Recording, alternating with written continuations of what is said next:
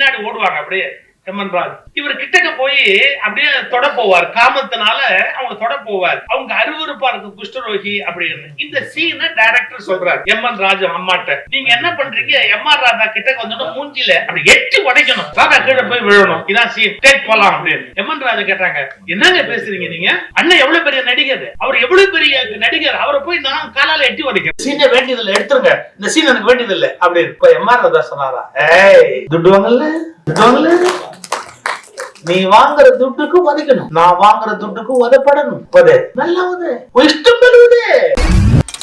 அந்த காலத்தெல்லாம் point to point பஸ்ல வருவோம் சார். வாணியம்பாடியில பேசிட்டு பைபாஸ் ரைடர் ராத்திரி 1:30 மணிக்கு பறந்து வரான் சார். யாரோ ஒருத்தன் டிக்கெட் வாங்கல போது கண்டக்டர் செக் பண்ணிட்டு அவரால் கண்டுபிடிக்க முடியல, எல்லாரும் டிக்கெட் வாங்கியாச்சான்னு கேட்டார். அதில் ஒருத்தன் சொன்னா பஸ் போற வேகத்தை பார்த்தா அப்படிதான் தெரியுது. கார்ல ஏறி உக்காந்ததையுமே சாப்பிட போறேன்பா அப்படின்னா சாப்பாட்டு தட்டு எடுத்து வச்சுக்கிட்டு, தம்பி சாப்பிடுறேன், காரை மெல்ல ஓட்டுமா, சாப்பாட்டை சர்க்கஸ் நடத்துவான் சார். நீங்க சாப்பாட்டுலயே சர்க்கஸ் நடத்துவான். ரசம் ஊத்த போறேன்பா, ரசத்தை ஊத்துனா ரசம் ஆடாம இருக்கு, எப்படி சார் ஓட்ட முடியும்? நிகழ்ச்சி தொடங்குறதுக்கு முன்னாடியே நான் ஓட்டுநர்களுக்கு எவ்வளவு கடமைப்பட்டிருக்கிறேங்கிறதுக்கு ஒரு சம்பவம் சொல்லணும். நான் கனடா போய் ஒரு வாரம் தங்கி பேசினதுக்கு காரணம், இங்க யாரோ டாக்ஸி ஓட்டிக்கிட்டு இருந்த ஒரு டிரைவர், நம்புவீங்களா, உங்களை ஐஸ் வைக்கிறதுக்கு எந்த அவசியமும் எனக்கு இல்லை, நான் எந்த தொகுதியிலையும் நிக்கிறதா இல்ல. திடீர்னு ஒரு நாள் எங்க வீட்டுக்கு ஒருத்தர் வந்தார். அவர் என்ன சொன்னாரு, நீங்க கனடா வரீங்களா பேசுறதுக்கு அப்படின்னு கேட்டாரு. நான் இப்ப போதுமான அளவு இவ்வளவு புகழ் கிடையாது, எப்படி தெரிஞ்சுக்கிட்டீங்கன்னு கேட்டேன். என்ன எப்படி தெரிஞ்சுக்கிட்டீங்க அப்படின்னு. நாங்க கனடால இருந்து தமிழ்நாட்டுக்கு வந்தோம், எல்லா கோயிலும் சுத்தி பாக்குறதுக்கு ஒரு டெம்போ டிராவலர் வண்டி ஒண்ணு புக் பண்ணோம். அவர் சொன்னது, நாங்கெல்லாம் போகும்போது பாட்டு போடுவோம், அது போடுவோம், இது போடுவோம், ஒரே அதை போடு இதை போட்டு சண்டை நடக்கும். அப்ப இந்த ஓட்டுநர் சொன்னாரு, சார் நீங்க எல்லாம் டிராவல் பண்றீங்க, பயனுள்ளதா ஒரு விஷயம் நான் போடுறேன், பிடிச்சிருந்தா கேளுங்க, இல்லாட்டி விட்டுடுங்க அப்படின்னு சொல்லி உங்க பேச்ச போட்டாரு. நாங்கெல்லாம் சண்டையை விட்டுட்டு ஒரு வாரமும் அப்புறம் பயணம் பண்ற போது தொடர்ந்து உங்க பேச்சையே கேட்டுக்கிட்டே இருந்தோம். இந்த மனுஷன் இவ்வளவு நல்லா பேசுறாரு, இவரை கனடாவுக்கு கூப்பிட்டா என்ன அப்படின்னு உங்களை கூப்பிடுறதுக்காக வந்திருக்கிறோம் அப்படின்னு. என் வாழ்க்கையில நான் போகாத நாட்டுக்கு நான் போக வைத்தது ஒரு ஓட்டுநர். அந்த அவர்களுக்கு போகும்போது அவர்களுக்கு போட்டுக்கொண்டு வந்த அந்த சிடி, என்னோட சிடியை பிளே பண்ணதுனால அது என் லைஃப்லயே ஒரு பெரிய பிளே பண்ணிடுச்சு. அப்புறம் அந்த கனடா எனக்கு மிகப்பெரிய நண்பர் ஆயிட்டார் அவர். இது எதுக்கு சொல்ல வர, பல பேருடைய வாழ்வில் பலவிதமான நன்மைகளை செய்கிற உங்களோடு நான் ஒரு 1.5 மணி நேரம் கழிப்பதற்கு வாய்ப்பு கொடுத்த கடவுளுக்கு நன்றி. இரண்டாவது, நான் நேரடியா பட்டிமண்டபம் தலைப்பு இதெல்லாம் தாண்டி உங்களுக்கும் மக்களுக்கும் இடையில பயன்படக்கூடிய 2 செய்தியை சொல்லிட்டு, கால அவகாசம் எங்களுக்கு ஒரு எல்லை நெருக்கம் இருக்கு. இன்னும் ஐயா மாதிரி அவங்க எல்லாம் வந்திருக்கிறாங்க, அவங்க நேரத்தையும் வீண் பண்ணக்கூடாது. அதனால உரிய நேரத்துல நாங்க முடிச்சு கையில கொடுத்தோம். நான் வந்தோடனே முதல்ல கேட்பேன், எத்தனை மணிக்கு முடிக்கணும்னு தான் கேட்பேன். முதல்ல ஒண்ணு, என்ன தொழில் பார்க்கிறோமோ அந்த தொழிலை கடவுளாக நினைச்சா மட்டும்தான் வாழ்க்கையில ஜெயிக்க முடியும். இது ஒன்ன மனசுல வச்சுக்கணும். இது ஏதோ வயிற்று பழத்துக்கு பாக்குறோம், வேற வழி இல்லை, அதனால இதை பாக்குறோம், இது என்ன ஒரு பெரிய தொழில் அப்படின்னு நம்ம பாக்குற தொழிலை அலட்சியமா நம்ம நினைக்க கூடாது. ஏன்னா அதுதான் நமக்கு அன்னதாத்தா, அதுதான் நமக்கு சாப்பாடு கொடுக்குது, அதுதான் நமக்கு இருப்பு கொடுக்குது. மனைவி மக்களை கௌரவமா வச்சுக்கிறதுக்கு அதுதான் துணையா இருக்கு. அப்ப நம்ம பார்க்கிற தொழிலை கடவுள் மாதிரி நேசிக்கணும். சார் எம்ஆர் ராதா எவ்வளவு பெரிய நடிகர்னு உங்களுக்கு தெரியும். அவங்கள பத்தி ஒரு செய்தி நான் கேட்டது, எம்என் ராஜம் அவர்கள் நாங்க மலேசியா போயிருந்த போது வந்திருந்தாங்க அம்மா. அப்போ ஒன்னா டிஎம் சௌந்தரராஜன் எல்லாருக்கும் ஒரு பாராட்டு விழா மலேசியால, ஒரே வண்டியில போறோம், எல்லாருமா ஒன்னா போறோம். அம்மா உங்க வாழ்க்கையில சினிமா ஷூட்டிங்ல நடந்த ஒரு நல்ல சம்பவம் சொல்லுங்கம்மா அப்படின்னு. இப்படிதான் நான் மேட்டர் சேகரிப்பேன், அங்கங்க அரிச்சுக்குவேன். அதனால கேட்டேன், சொல்லுங்களேம்மா ஒரு நல்ல சம்பவம் சொல்லுங்கம்மா அப்படின்னு. எம்என் ராஜன் சொன்னாங்க, தம்பி ரத்த கண்ணீர் படம் பார்த்திருக்கீங்களான்னு கேட்டாங்க. பார்த்திருக்கோம். அதுல அண்ணன் எம்ஆர் ராதா ஒரு குஷ்டரோகியா வருவாரு. ஆமா, ஒரு சீன் கவனிச்சிருக்கீங்களா? என்ன, அவர் குஷ்டரோகியா அப்படியே எம்என் ராஜத்தை துரத்திக்கிட்டே வருவாரு. அடியே காந்தா, இதுதான் எம்ஆர் ராதாவோட டயலாக், அடியே காந்தா அப்படின்னு. மத்த ஊர்ல இதுக்கே கை தட்டுவாங்க. சொல்லலாம், அதனால ஒண்ணும் இல்ல. அவர் அடியே கார்டான்னு சொன்ன உடனே அந்த அந்த அம்மா பின்னாடி ஓடுவாங்க, ரொம்ப அழகா இருக்கும். இவர் வர வர அப்படியே வருவாரு. அந்த அம்மா கிட்ட அந்த ஒரு பெரிய கவுன் போட்டிருப்பாங்க. அப்போ மான் மாதிரி அவங்க இருந்த காலம், எல்லாருக்கும் ஒரு காலம் இருக்குல்ல, மான் மாதிரி இருந்த காலம். அப்படியே படியில பின்னாடி ஓடுவாங்க அப்படியே எம்என் ராஜ். இவர் கிட்டக்க போய் அப்படியே தொட போவார், காமத்தினால அவங்க தொட போவார். அவங்க அருவருப்பா இருக்கும், குஷ்டரோகி அப்படின்னு. இந்த சீனை டைரக்டர் சொல்றாரு எம்என் ராஜ் அம்மாட்ட, நீங்க என்ன பண்றீங்க, எம்ஆர் ராதா கிட்டக்க வந்து மூஞ்சில அப்படி எட்டி உடைக்கணும், ராதா கீழே போய் விழணும், இதான் சீன், டேக் போலாம் அப்படின்னு. எம்என் ராஜா கேட்டாங்க, என்னங்க பேசுறீங்க நீங்க, அண்ணன் எவ்வளவு பெரிய நடிகர், அவர் எவ்வளவு பெரிய நடிகர், அவரை போய் நான் காலால எட்டி உடைக்கிறேன், நடக்க சீனை வேண்டியதில்லை, எடுத்துருங்க, இந்த சீன் எனக்கு வேண்டியதில்லை அப்படின்னு. அப்ப எம்ஆர் ராதா சொன்னாரா, ஏய் துட்டுவாங்கல்ல, நீ வாங்குற துட்டுக்கு உதைக்கணும், நான் வாங்குற துட்டுக்கு உதப்படணும், உதே நல்லா உதே, இஷ்டம் பண்ணுவதே, இதான் எம்ஆர் ராதா. அண்ணே எப்படி நான் ஒண்ணு பண்றேன்னு அப்படி உதைக்கிற மாதிரி காலை நீட்டுறேன், கேமரா எடுத்துக்கிட்டோம், நீங்க முகத்தை திருப்புற மாதிரி அடுத்த ஷாட்டுன்னு எடுத்துக்கலாமா, வேணா துட்டு கொடுத்து ஏமாந்து போடுவான், மூஞ்சு மெல்லுவது அப்படி. சார் இதை விட ஒரு பெரிய ஆச்சரியம், ஷாட் ஆரம்பிக்குது, எம்என் ராஜத்துக்கு கூச்சம், எப்படி எம்ஆர் ராஜாவை உதைக்கிறது அப்படின்னு உதைக்கிற மாதிரி மெதுவா உதைக்கிறாங்க. இவர் சொல்றாரு, ஷாட் ஓகே இல்ல, உதை சரி இல்ல, நல்லா உதை, மூஞ்சி மேல உதை. 7 தடவை ஷாட் எடுத்து 7வது தடவை எம்என் ராஜா உதைச்ச உதையில படியில இருந்து உருட்டு கீழே விழுந்த எம்ஆர் ராஜா சொல்றாரா, ஷாட் ஓகே. என்ன அர்த்தம், நான் பெரிய நடிகன், என்னை யாரும் உதைக்க கூடாது என்று எண்ணினால் எம்ஆர் ராதா சாதாரண மனிதன், நான் பார்க்கிற வேலை மிக சரியாக இருக்க வேண்டும் என்று நினைத்ததால் தான் உலகம் உள்ளவரை நிலைத்திருக்கிற கலைஞனாக எம்ஆர் ராதா அவர்களாலே மாற முடிந்தது. நாம் எந்த வேலை பார்த்தாலும் சரி, அது ஓட்டுநராக இருக்கலாம், துடைப்பவராக இருக்கலாம், பெருக்குபவராக இருக்கலாம், அமைச்சராக இருக்கலாம், முதல்வராக இருக்கலாம், ஆளுநராக இருக்கலாம், ஆளுநராக இருப்பதில் கொஞ்சம் கஷ்டம் இருக்கிறது என்றாலும் ஆளுநராக இருக்கலாம், யாராக வேண்டுமானாலும் இருக்கலாம். ஆனால் ஒன்றை புரிந்து கொள்ள வேண்டும், என்ன, நான் பார்க்கிற வேலை எனக்கு உணவும் கௌரவமும் தருவதால், சரியான வார்த்தை, மானமோடு வாழ்வதற்கு துணை செய்வதால். இந்த உலகத்துல மானத்தை இழந்து வாழ்றவங்க எவ்வளவு பேர் இருக்கிறாங்க. நான் உழைச்சு நான் 10 காசு சம்பாதிக்கிறேன், நான் சௌரியமா இருக்கிறேன் அப்படின்னா எவ்வளவு பெரிய விஷயம். அதனால நாம் பார்க்கிற தொழிலை நேசிப்பதை ஒரு பழக்கமாக நாம வைத்திருக்கணும்.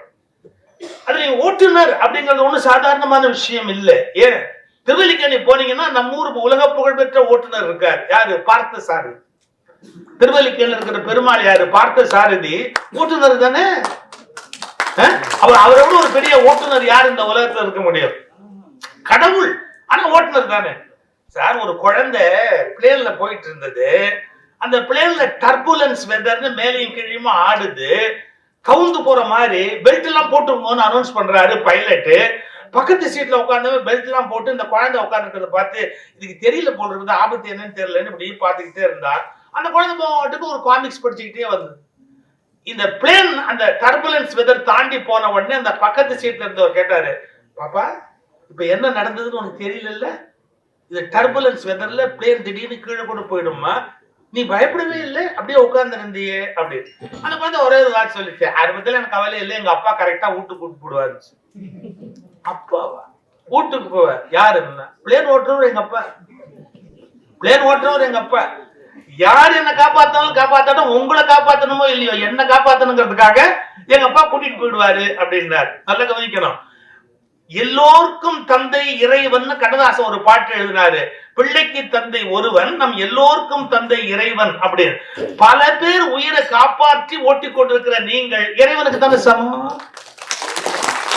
அதனாலதான் பார்த்தசாரதியோட ஒப்பிட்டேன். பார்த்தசாரதி எப்படி உலகை ஓட்டிக்கொண்டு பல பேரை காப்பாற்றி கொண்டிருக்கிறாரோ, அப்படி நீங்கள் இன்றைக்கு பல பேரை வாழ வைத்துக் கொண்டிருக்கிறீர்கள். பிரசவம் எத்தனை விதமான சிக்கல் வாழ்க்கையில வருது, அதை ஓடி வந்து காப்பாத்துறது யாரு?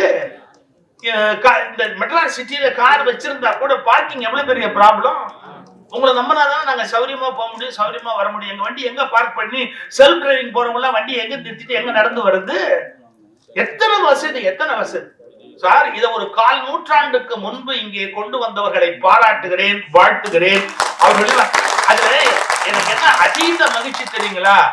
வேறு பல டாக்ஸி நிறுவனங்கள் வெளிநாடு கொடுத்த தானம், இது சுதேசி சொந்த நிறுவனம், இந்த மண்ணின் மைந்தர்கள் உருவாக்கியது.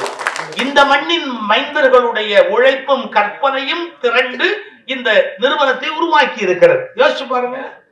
மற்ற நிறுவனங்களை இதையும் ஒப்பிட்டு பாத்தீங்கன்னு சொன்னா அதுல நிறுவனங்கள் நடத்துறதுடைய பர்சன்டேஜ் என்ன, இங்க ஓட்டுநர்களுக்கு கிடைக்கக்கூடிய பர்சன்டேஜ் என்ன, இதெல்லாம் உங்களுக்கு தெரியும், எங்களை விட ப்ரொஃபஷனலா உங்களுக்கு தெரியும். இப்படி பல வகையில பல குடும்பங்களை விளக்கேற்றி வைத்திருக்கிற இந்த ஃபாஸ்ட் ட்ராக் நிறுவனத்தை மீண்டும் ஒரு முறை மனமாற வாழ்த்துகிறேன், மனமாற பாராட்டுகிறேன். நாம பார்க்கிற தொழிலை கண்ணுங்கருத்தமா பார்க்கணும்னு சொன்னேன். அமெரிக்கால ஒரு விமானம் விபத்தாயிற்று. அங்க எப்படின்னு கேட்டீங்கன்னா, ஒரு விமானம் விபத்தானதுக்கு அப்புறமா திரும்பி கம்ப்ளீட்டா சர்வே பண்ணுவாங்க, எதனால இந்த ஆக்சிடென்ட் ஆச்சு ஏன் அப்படின்னு. பாருங்க, விமானம் பறந்துகிட்டே இருக்கும் போது டாப் பறந்துருச்சு. விமானம் மட்டும்தான் பறக்கணும், டாப் தனியா பறக்கலாமா? டாப் தனியா அப்படியே பறந்துருச்சு, விபத்துக்குள்ளாயிடுச்சு. கடைசியா கண்டுபிடிச்சாங்க, வேற ஒரு தப்பும் கிடையாது, ஒரே ஒரு நட்டு கரெக்டா போடணும். ஒரே ஒரு நட்டு, அந்த நட்டு கரெக்டா மாட்டாததுனால, அது சரியா திருகாததால மேல அது கயண்டு, அதோட ஒரு பகுதி கயண்டது, அவ்வளவுதான். காட்டுல இருக்கிற மேல் பகுதியெல்லாம் அப்படியே கயண்டு போய் அந்த விமான விபத்துக்குள்ளாகி பல பேர் வீணா போயிட்டாங்க. அப்ப என்ன அர்த்தம்?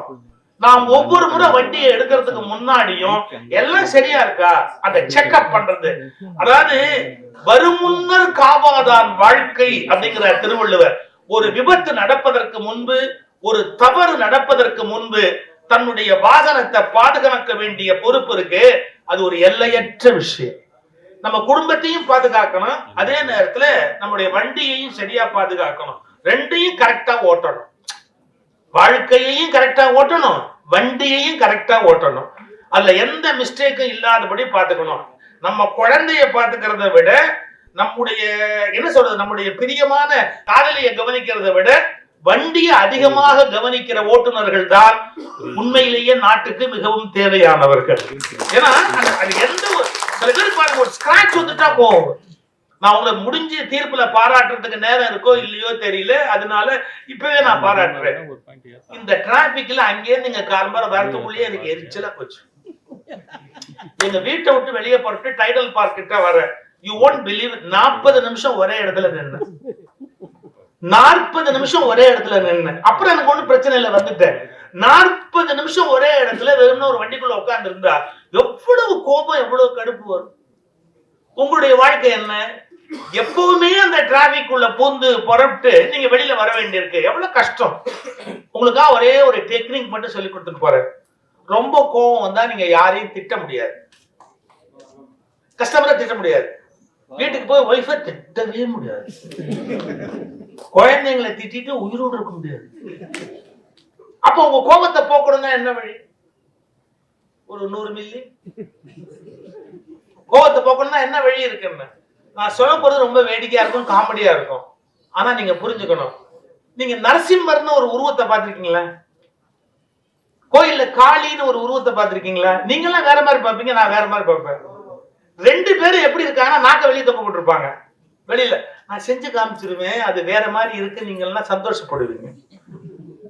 நாய் எப்படி இருக்கும்? நாக்க நல்ல வெளியே தள்ளும். Sir, I am not jogging.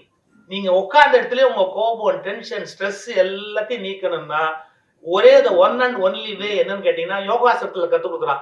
இந்த டைட்னஸ் முழுக்க இங்கதான் வரும். அப்ப நாக்க நல்ல வெளியே தள்ளி, நரசிம்மர் நாக்க எப்படி வெளியே தள்ளி இருக்காரோ, காளி எப்படி வெளியே தள்ளி இருக்காங்களோ, அது மாதிரி நல்ல நாக்க ஒரு 2 நிமிஷம் அப்படி வெளியே தள்ளிட்டோம்னா நீங்க நம்பவே மாட்டீங்க, உங்களுடைய ஸ்ட்ரெஸ், கோபம் எல்லாம் அப்பவே போயிடும். யாரையும் திட்ட முடியாது, யாரையும் கோச்சிக்க முடியாது. நீங்க அடுத்த பார்ட்டிட்ட மகிழ்ச்சியா உட்கார்ந்து பேசிட்டு போனோம், இல்ல அவசியமா போக வேண்டியிருக்கும். ஒரு 2 மினிட்ஸ் உங்களுக்கு கேப் கிடைக்கிற போது அடுத்த போன் வரத்துக்குள்ள, ஆனா அதை யாரும் பார்க்க முடியா பண்ணாது. ஏன்னா உங்களை ஒரு மாதிரி தப்பா நினைப்பாங்க, என்ன ஆளுக்கு அப்படி. அது ஆனா நான் வேடிக்கை சொல்லல, அதை மட்டும் நீங்க ட்ரை பண்ணி பாருங்க. யாரோடையும் பகை இல்லாமல் நம்முடைய கோபத்தை நீக்கி கொள்றதுக்கு இந்த பெஸ்ட் வே. ஏன்னா இந்த கோபம் இங்கதான் சேரும். ஒரு நாய் யாரையாவது பார்த்தவொன்னு பாத்திருக்கீங்களா? பயங்கரமா குலைச்சிட்டு ஓடியாரும். ஒரு 2 செகண்ட்ஸ் நீங்க பாருங்க, ஓரமா போய் உட்கார்ந்து நாக்க தொங்க போட்டு எச்சல் ஒழுங்கு அப்படியே உட்கார்ந்துருக்கும். ஏன்னா அதனுடைய அந்த அக்யூமுலேட்டட் ஸ்ட்ரெஸ் இருக்கு இல்லையா, அந்த ஒருத்த ஆளை பார்த்தோன்னா அக்யூமுலேட்டட் ஸ்ட்ரெஸ், அதை நேரம் ஓரமா போய் உட்காந்து நாக்க தொங்க போட்டு கிளியர் பண்ணிவிடும். நாய்க்கு தெரியுது, அதோட நிறுத்திக்குவோம். ஓகே, நான் சொல்ல வேண்டிய சில நல்ல கருத்துக்களை உங்களோட ஷேர் பண்ணிட்டேன். இப்ப 6 பேச்சாளர்கள், 6 பேர் ஜெயின்ஸ், புலவர் மாதிரி ஒரு பேச்சாளர் தமிழ்நாட்டுல கிடைப்பாங்களா? நகைச்சுவை இமயம். சகோதரியார் சாந்தாமணி கொங்கு நாட்டினுடைய தங்கம், அடுத்த எலெக்ஷன்ல எம்எல்ஏ. கபிலா, இந்த விஜய் டிவியினுடைய தமிழ் பேச்சு எங்கள் மூச்சுன்னு ஒரு நிகழ்ச்சி நடந்தது இல்ல, அதுல வந்து இந்த 10 பேச்சா தேர்ந்தெடுக்கப்பட்டதுல ஒரு நல்ல பேச்சாளர் அவங்க. அப்புறம் சகோதரர் சிவகுருநாதர், அவர் யாருன்னா திருச்சி நகைச்சுவை மன்றத்தினுடைய செயலாளர். நூற்றுக்கணக்கான பேச்சாளர்களை பாதுகாக்கிற ஒரு பேச்சாளர் அவர், அவ்வளவு திறமை உடையவர் சிவகுருநாதர். தம்பி நீலகண்டர், கல்லூரி பேராசிரியர், அது ரொம்ப வேதனையா இப்ப சொல்ல வேண்டும். கல்லூரி பேராசிரியர் என்ன உயிரோட விட மாட்டேங்கிறான் பையன். அன்னைக்கு ஒரு யூடியூப் பாத்தீங்களா, ஹெட் மாஸ்டர் ஒருத்தர் சொல்றான் மவனே அப்படிங்கிறான். அது ஹெட் மாஸ்டர் பையன் சொல்றான், மவனே நீ வெளியே பாத்துக்கிறேன் அப்படி யூடியூப்ல போகுது. இந்த காலம் அப்படி இருக்கு. அதுக்கப்புறமா ஒரு வாத்தியாரா வேலை பார்க்கறாரு, எவ்வளவு பெரிய விஷயம். அதுக்கப்புறம் நாகமுத்து பாண்டியன், இவரும் அந்த தமிழ் பேச்சு எங்கள் மூச்சுல வளர்ந்து வந்த ஒரு நல்ல பேச்சாளர். இவர் பேசின உடனே நான் தமிழ் பேச்சு எங்கள் மூச்சுல அப்ப ஜட்ஜா உட்கார்ந்து ஒரு வார்த்தை சொன்னேன், அடுத்த ஞான சம்பந்தன் உருவாகி விட்டார், ஞான சம்பந்தன் பேராசிரியர் உருவாகி விட்டார் அப்படி.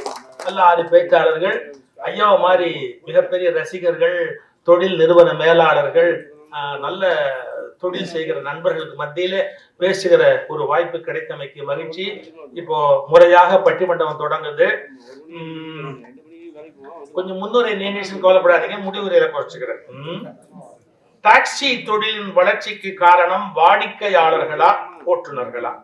வாடிக்கையாளர்கள் என்ற அணியிலே அருமை தம்பி நாகமுத்து பாண்டியன் அவர்களை உரையாற்ற அன்போடு அழைக்கிறேன். போற்றுதலுக்குரிய நடுவரையா அவர்களே, எண்ணணி எதிரணி பேச்சாளர் பெருமக்களே, புத்துணர்ச்சி மிக்க ஃபாஸ்ட் ட்ராக் உறுப்பினர்களே, உங்கள் அனைவருக்கும் என்னுடைய வணக்கத்தை நான் தெரிவித்துக் கொள்கிறேன். நடுவரையா அவர்களே, என்னிடம் ஒரு காலத்தில் 25 கார்கள் இருந்தன. ஆனால் இப்போது அதெல்லாம் இல்லை என்னிடம். காரணம், நான் கோவில் திருவிழாக்களுக்கெல்லாம் இப்பொழுது செல்வது இல்லை. இப்பொழுது சென்றாலும் கூட, இந்த வயதிலும் கூட நான் போனாலும் கூட கார்களை வாங்கிட்டு வருவேன். எத்தனை பொம்மைகள் இருந்தாலும் இந்த கார் பொம்மையை வாங்குறதுல அவ்வளவு மகிழ்ச்சி. ஏன்னா இந்த காருக்கு சோசியல் ஸ்டேட்டஸ் அதிகம். கார் வச்சிருந்தா ஒரு மதிப்பு. பொம்மை காருக்கு எவ்வளவு மகிழ்ச்சினா, உண்மையான கார் நான்லாம் வச்சிருந்தா எவ்வளவு மகிழ்ச்சி. எனக்கு மட்டும் இல்ல, எல்லாருக்கும் ஒரு சொந்தமா ஒரு கார் இருக்கணும். எல்லாரும் சொந்தமாக எளிமையாக கார் வாங்க முடியுமா?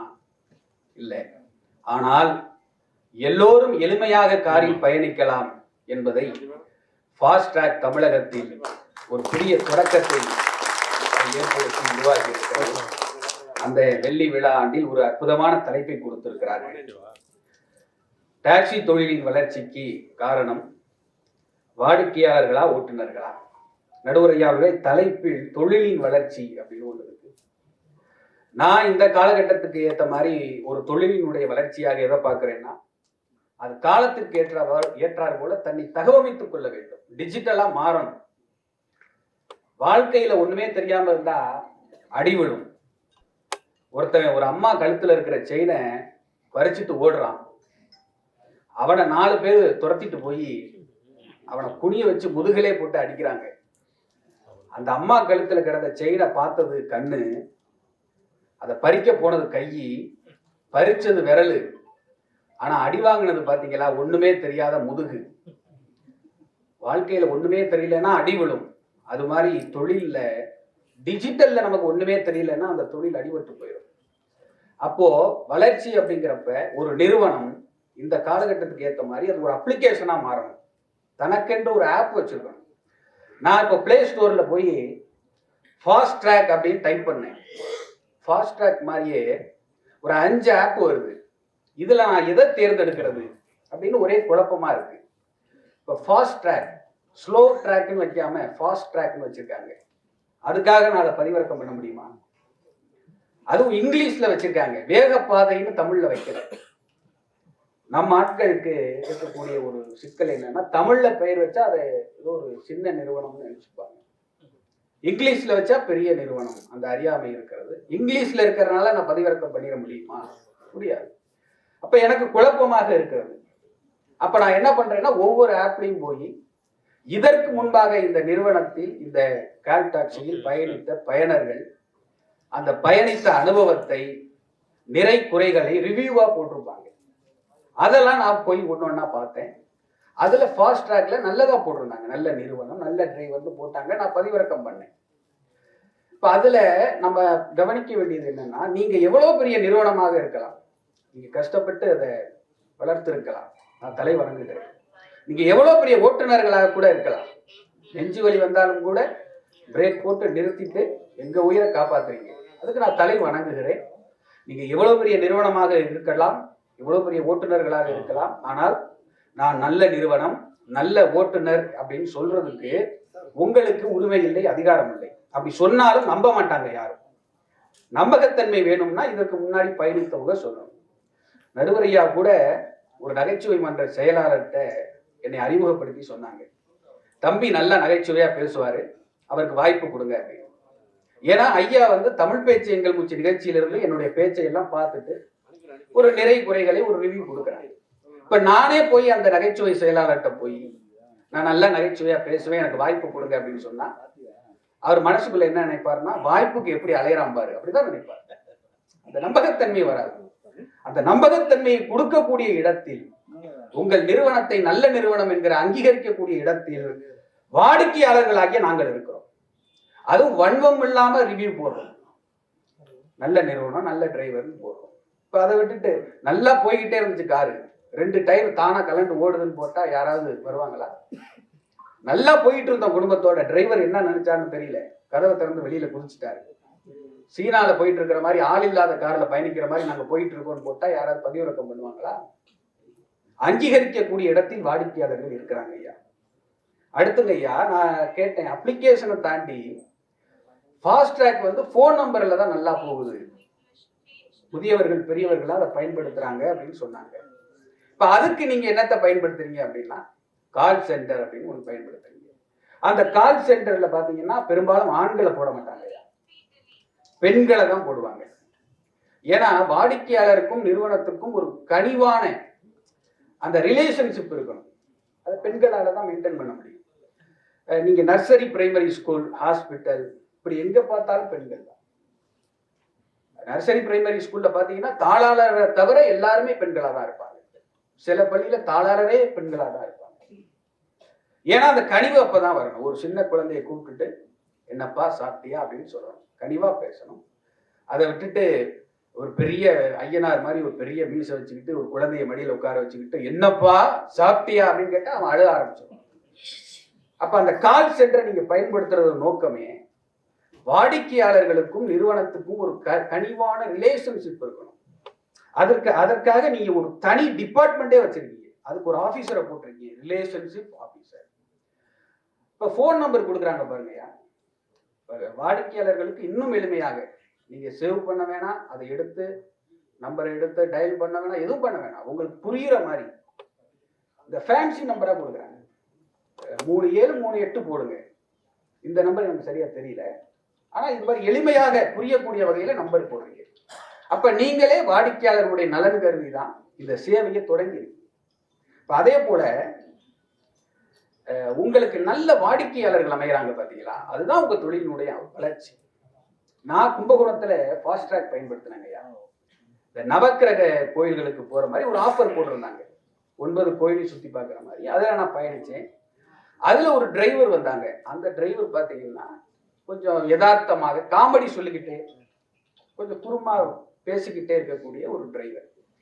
நான் பக்கத்துல உட்காந்துட்டு குடும்பத்தோட போய்கிட்டு இருக்கோம். இப்போ அந்த டிரைவர் என்கிட்ட கேட்டாரு, நீங்க என்ன பண்றீங்க தம்பி அப்படின்னாரு. நான் சொன்னேன் இது மாதிரி பட்டிமன்ற பேச்சாளரா இருக்கேன் அப்படின்னு. பட்டிமன்றம்னா என்ன அப்படின்னு அவர் கேட்டாரு. தெரியாம தான் கேட்கிறாரு அப்படின்னு சொல்லி நடுவர் உட்பட ஒரு 6 பேச்சாளர்கள் நாங்க பேசுவோம். உடனே அவர் சொன்னாரு 6-7 பேரும் ஒன்னா பேசுவீங்களா இல்ல தனித்தனியா பேசுவீங்களான்னு கேட்டாரு. நான் அப்ப மனசுல என்ன நினைச்சேன்னா, ஜோசியக்காரன் உனக்கு கிரகம் பிடிச்சிருக்கு 9 நவக்கிரகத்தையும் சுத்திவான்னு சொன்னாரு. எனக்கு என்னமோ இப்பதான் கிரகம் பிடிச்சிருக்கோ அப்படின்னு நான் மனசுல நினைச்சேன். ஆரம்பத்துல அந்த டிரைவர் மேல வெறுப்பா இருந்தேன். ஆனா போக போக போக அவர் சொல்ற நகைச்சுவைக்கெல்லாம் நானும் என் குடும்பத்தாரும் சிரிச்சு மகிழ்ந்து அவருக்கு நாங்க ரசிக்கிறாங்க. நல்ல கார் போய்கிட்டே இருக்கு. சார் பிரேக் பிடிக்க மாட்டேங்குது சாருங்கிறார். சும்மா சொன்னேன் சார். போய்கிட்டே இருக்கு, திடீர்னு செத்து செத்து விளையாடலாமா சார்?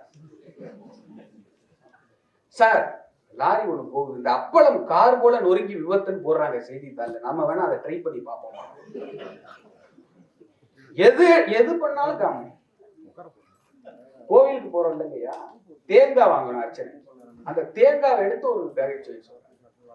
பாருங்க சார், உலகத்துல உள்ள முடியெல்லாம் கருப்பாக்குது தேங்காய் எண்ணெய். ஆனா அந்த தேங்காய் எண்ணெயை கொடுக்கக்கூடிய தேங்காய் அதை குடும்பிய பாருங்க, கருப்பாக்க முடியல. அதனால சிரிச்சு எங்களுக்கு கண்ணில் தண்ணியே வந்துச்சு. அப்ப நீங்க செய்கின்ற அந்த டிரைவர் செய்கின்ற பேச்சு, அவங்க செயல், இதையெல்லாம் நாங்க மகிழ்ச்சியா எடுத்துக்கிறோம். பெருசா எதுவும் எடுத்துக்கல. குடும்பத்தில் ஒரு உறுப்பினராக நாங்க டிரைவரை நாங்க நினைச்சுக்கிறோம். நாங்க சாப்பிடுறதுல இருந்து கொடுக்குறோம், சாப்பிடுங்க சார். நீங்க வேற எங்க குடும்பம் வேற இல்லை, அந்த பயணம் வரைக்கும் ஒன்னா சேர்ந்து பயணிக்கிறோம். அப்ப நல்ல வாடிக்கையாளர்கள் அமைவது வரம். அதுதான் உங்கள் தொழிலினுடைய வளர்ச்சி. கைத்தட்டிருங்க. எனக்கு ஏன்னா வந்ததுன்னு நீங்க ஒன்றும் வருத்தமா இருக்கு. அது கூட நடுவரவர்களே, நம்ம டிரைவர் வாடிக்கையாளர்கள் அந்த உறவு பற்றி சொல்லும் போது இறுதியாக அந்த சங்க இலக்கியத்துல ஒரு வரி வருது இல்லையா, நீங்க பார்த்த சாரதியை பத்தி சொன்னப்ப அது எனக்கு ஞாபகம் வந்துச்சு. அதாவது தலைவியை புரிந்த ஒரு தலைவன், அதாவது காதலியை புரிந்த ஒரு காதலன் அப்படி வச்சுக்கோங்க, ரொம்ப நாள் கழிச்சு தேர் ஏறி வரான் பாக்குறதுக்காக. இப்ப நம்ம தலைப்புக்கு ஏற்ற மாதிரி கால் டாக்ஸி பிடிச்சு வரான்னு வச்சுக்கோங்க, ஃபாஸ்ட் ட்ராக்ல வரான். அப்போ அந்த தேர் ஓட்டி அந்த கால் டாக்ஸி டிரைவர்கிட்ட இந்த காதலன் சொல்றான், நூல் நின்ற பாகத்தே நொவ்விதா சென்றிகிறான். இதுக்கான அர்த்தம் என்னன்னா, கலை நூட்களை கற்றறிந்த தேர்ப்பாகனே கொஞ்சம் வேகமா போ அப்படிங்கிறான். நான் என்ன மனசுல நினைச்சேன், நான் இதை படிச்சப்ப அவன் ரொம்ப நாள் கழிச்சு காதலியை பார்க்க வர்றான், அதனால தேர் ஓட்டிக்கு அவன் ஐஸ் வைக்கிறான் போல இருக்குன்னு நினைச்சேன். ஏன்னா ஒரு வேலையை செய்யினா யாரும் செய்ய மாட்டாங்க, உன்னை போல் இந்த வேலை யாராலும் செய்ய முடியாதுன்னு செஞ்சா உடனே செஞ்சிருவாங்க. அதனால இவன் டிரைவருக்கு ஐஸ் வைக்கிறாரோ அப்படின்னு நான் பார்த்தேன். ஆனா அதனுடைய விளக்கத்தை முழுமையாக படிச்சப்பதான் எனக்கு தெரிஞ்சிச்சு. அந்த காலத்துல அந்த தேரோட்டி ஓட்டுநர்களுக்கெல்லாம் நம்ம மதிப்பு கொடுத்திருக்கோம். அந்த அளவுக்கு அவர்கள் சிறந்தவர்களாக இருந்திருக்கிறார்கள். ஆனால் இடைப்பட்ட காலத்தில் அவன் டிரைவரா பாரு அப்படிங்கிற ஒரு ஏற்றத்தாழ்வு என்பது இருந்தது. ஆனால் இன்றைக்கு ஃபாஸ்ட் ட்ராக் போன்ற நிறுவனங்களால் அது மாற்றி அமைக்கப்பட்டிருக்கிறது. டிரைவர்களுடைய உணர்வுகளுக்கு இன்றைக்கு மனிதர்கள் மதிப்பு கொடுத்திருக்கிறார்கள். அந்த மாற்றத்தை ஏற்படுத்தி இருக்கிறது இன்றைக்கு ஃபாஸ்ட் ட்ராக். அதனாலே நான் இயல்பாக இறுதியாக ஒரே வரியை சொல்லி முடிக்கின்றேன். எங்களை நம்பிதான் நீங்க, உங்களை நம்பி நாங்க இல்லை. நன்றி, வணக்கம். நுட்பமா சொன்னார்.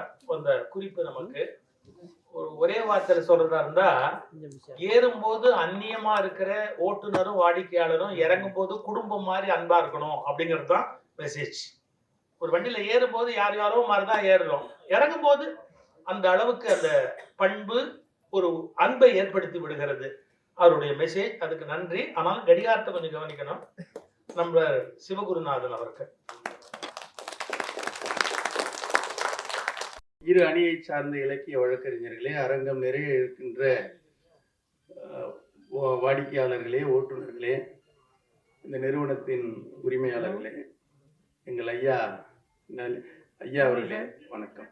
மரியாதைக்குரிய நடுவர் அவர்களே, இங்கிலாந்து நாட்டின் அரசவை கவிஞர் லார்ட் டென்னிசன்கிற கவிஞர் ஒரு அருமையான கவிதை 6 பத்தி எழுதுகிறார். ரிவர் என்ன சொன்னார்னா, men may go, men may come, men may go, but I go on forever அப்படிங்கிற ஒரு ஆங்கில கவிதை சொன்னார். அதுக்கு என்ன அர்த்தம்னா, மனிதர்கள் வருவார்கள் போவார்கள், ஆனால் நான் என்னுடைய பாதையில் சென்று கொண்டே இருப்பேன் என்றுதான் அதற்கு பொருள். இதற்கு நான் இந்த இடத்தில் இந்த நிறுவனத்தை ஏன் குறிப்பிடுகிறேன் என்றால், வாடிக்கையாளர்கள் வருவார்கள் போவார்கள், ஆனால் அவர்களை நான் எங்கு கொண்டு சேர்க்க வேண்டுமோ பாதுகாப்பாக சேர்ப்பேன் என்று ஒவ்வொரு ஓட்டுநரும் செயல்பட்டு கொண்டிருப்பதால் தான் இந்த டாக்ஸி தொழில் என்பது டிரைவர்களுடைய வாடிக்கை ஏற்பாடால் தான், டிரைவர்களுடைய செயல்களால் தான் சிறப்பாக நடைபெற்று கொண்டிருக்கிறது என்பது என்னுடைய கருத்தாக சொல்கிறேன். இந்த டாக்ஸ் நான் வரும்போது நாங்கள் ஒரு டாக்ஸியில் வந்தையா, அந்த நாங்கள் தங்கியிருந்த ஹோட்டல்ல இருந்து இந்த இடத்துக்கு வரும்போது வந்தப்ப அந்த ஓட்டுநர் கேட்டேன், எங்கேயா போறீங்க, எல்லாரும் பட்டிமன்றம் பேசுற மாதிரி இருக்கீங்க, எங்க போறீங்கன்னு அப்படின்னு கேட்டார் அந்த ஓட்டுநர். இது மாதிரி ஃபாஸ்ட் ட்ராக் எங்களுக்கு அப்ப தெரியல ரொம்ப, இந்த ஃபாஸ்ட் ட்ராக் நிறுவனம். ஆமையா, நான் போஸ்டர்லாம் பார்த்தேன். அவர் சொன்ன ஒரே வார்த்தை, நானும் அதுல கொஞ்ச நாள் ஓட்டினேன், ரொம்ப நல்ல மனுஷன் அவர், என்ன ரொம்ப நல்ல மனுஷன், எங்களுக்கெல்லாம் நல்லா கொடுத்தாருல்ல. அந்த அளவுக்கு ஒரு திறமையான நிறுவனத்தை நடத்தி கொண்டிருக்கின்ற இந்த இயக்குனர் பெருமக்களுக்கு வணக்கத்தை சொல்லி, எந்த தொழிலாக இருந்தாலும் இந்த டாக்ஸி தொழில சிறப்பாக விளங்குகிறது என்று சொன்னால் அதற்கு முழு முதற் காரணம் ஓட்டுநர்கள் தான். மரியாதைக்குரிய நடுவர் அவர்களே, இன்றைக்கு உலகளாவிய 195 நாடுகள் இருக்கிறது. இந்த 195 நாடுகள்ல 12 முன்னணி கார் நிறுவனங்கள் இருக்கு.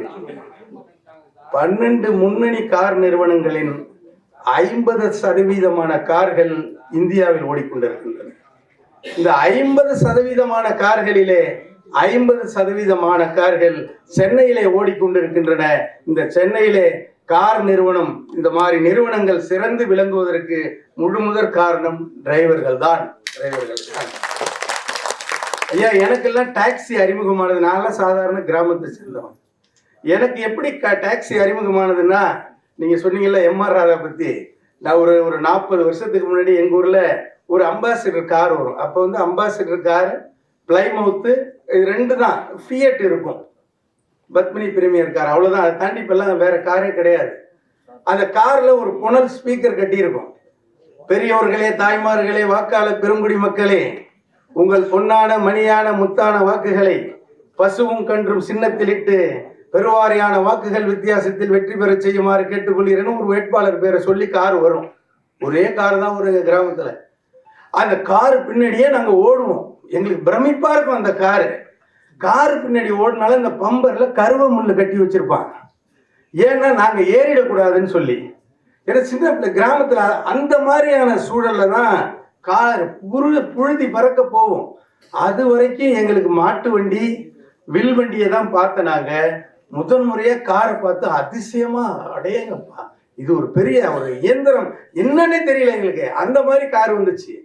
அதுக்கப்புறம் மெல்ல மெல்ல கொஞ்ச நாள் ஆகி எங்க அம்மா, எங்க அண்ணன், எங்க அக்கா எல்லாரோடையும் சேர்ந்து பெரிய இடத்து பெண்ணு ஒரு படம் பார்க்க போனேன். எங்க ஊர்ல இருந்து ஒரு 2 கிலோமீட்டர் உள்ள ஊர்ல வண்டி கட்டிக்கிட்டு சினிமாவுக்கு போனோம். குடும்பத்தோடு காண வேண்டிய படம்னு விளம்பரம் வரும். அப்ப குடும்பத்தோடு காண வேண்டிய மாதிரி அந்த படங்களும் இருக்கும். அதனால நாங்க குடும்பத்தோட போறோம். அப்போ எங்களுக்கு இந்த காரை பத்தின பிரமிப்பு மெல்ல மெல்ல மெல்ல மெல்ல பெருசா போகுது.